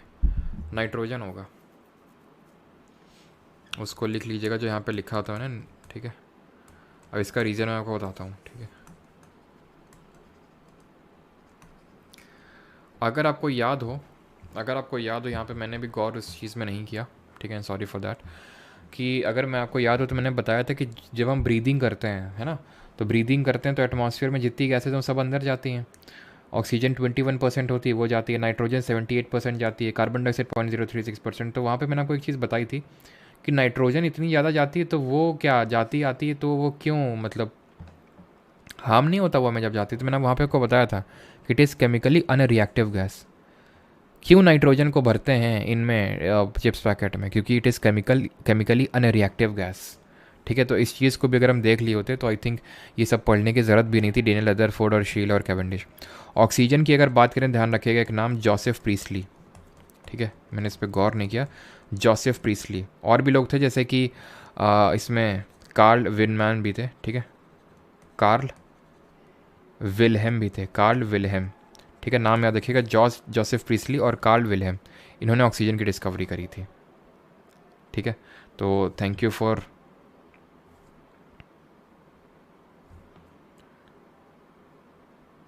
हाँ नहीं, अभी बिल्कुल उसका यही ऑप्शन नंबर बी ही होगा, उसका नाइट्रोजन ही होगा, बिकॉज केमिकली अनरिएक्टिव गैस पूछा तो वही होगा, ठीक है? और ऑर्गन को तो आपको बताइए कौन किया होगा, विलियम रैमसे किए होंगे, ठीक है? चलिए, थैंक यू टू ऑल, धन्यवाद सभी को। एंड फेयरवेल पार्टी बिल्कुल देंगे भाई। आप लोग सिलेक्शन लेके आएंगे ना, सारी टाइप ऑफ पार्टीज़ मिलेंगी आपको। सर जेके टेम्पल चलें? क्विज़ कहाँ होगा सर? प्रपोजिशन भाई टेलीग्राम पे होगा, परमार एसएससी वाले नहीं, जो क्विज़ ग्रुप का है। लिंक डिस्क्रिप्शन में दिया होगा ना, आई थिंक नहीं दिया है। तो जिस पर्टिकुलर टेलीग्राम चैनल का लिंक डिस्क्रिप्शन में दिया हुआ है उसको आप ज्वाइन कर लीजिए। वहाँ पे मैं लिंक शेयर कर दूंगा जो आपका जहाँ पे क्विज़ होता है उसका, है ना?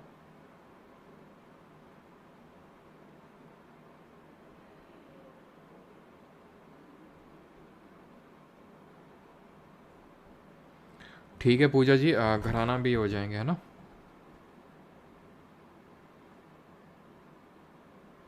किसमें? एंशियंट हिस्ट्री की बोल रहे हो क्या सौरभ? एंशियंट हिस्ट्री वाले मैराथन में? एंशियंट हिस्ट्री का बोल रहे हो क्या कि 60 से ज़्यादा करना है, ऐसा बोल रहे हो क्या? चलिए भाई, थैंक यू सभी को। बाकी आप लोगों से इंटरेक्ट करके काफ़ी अच्छा लगा। अभी तो 1-2 क्लासेस और होंगी, ठीक है? तो उसमें कर लेंगे अच्छे से।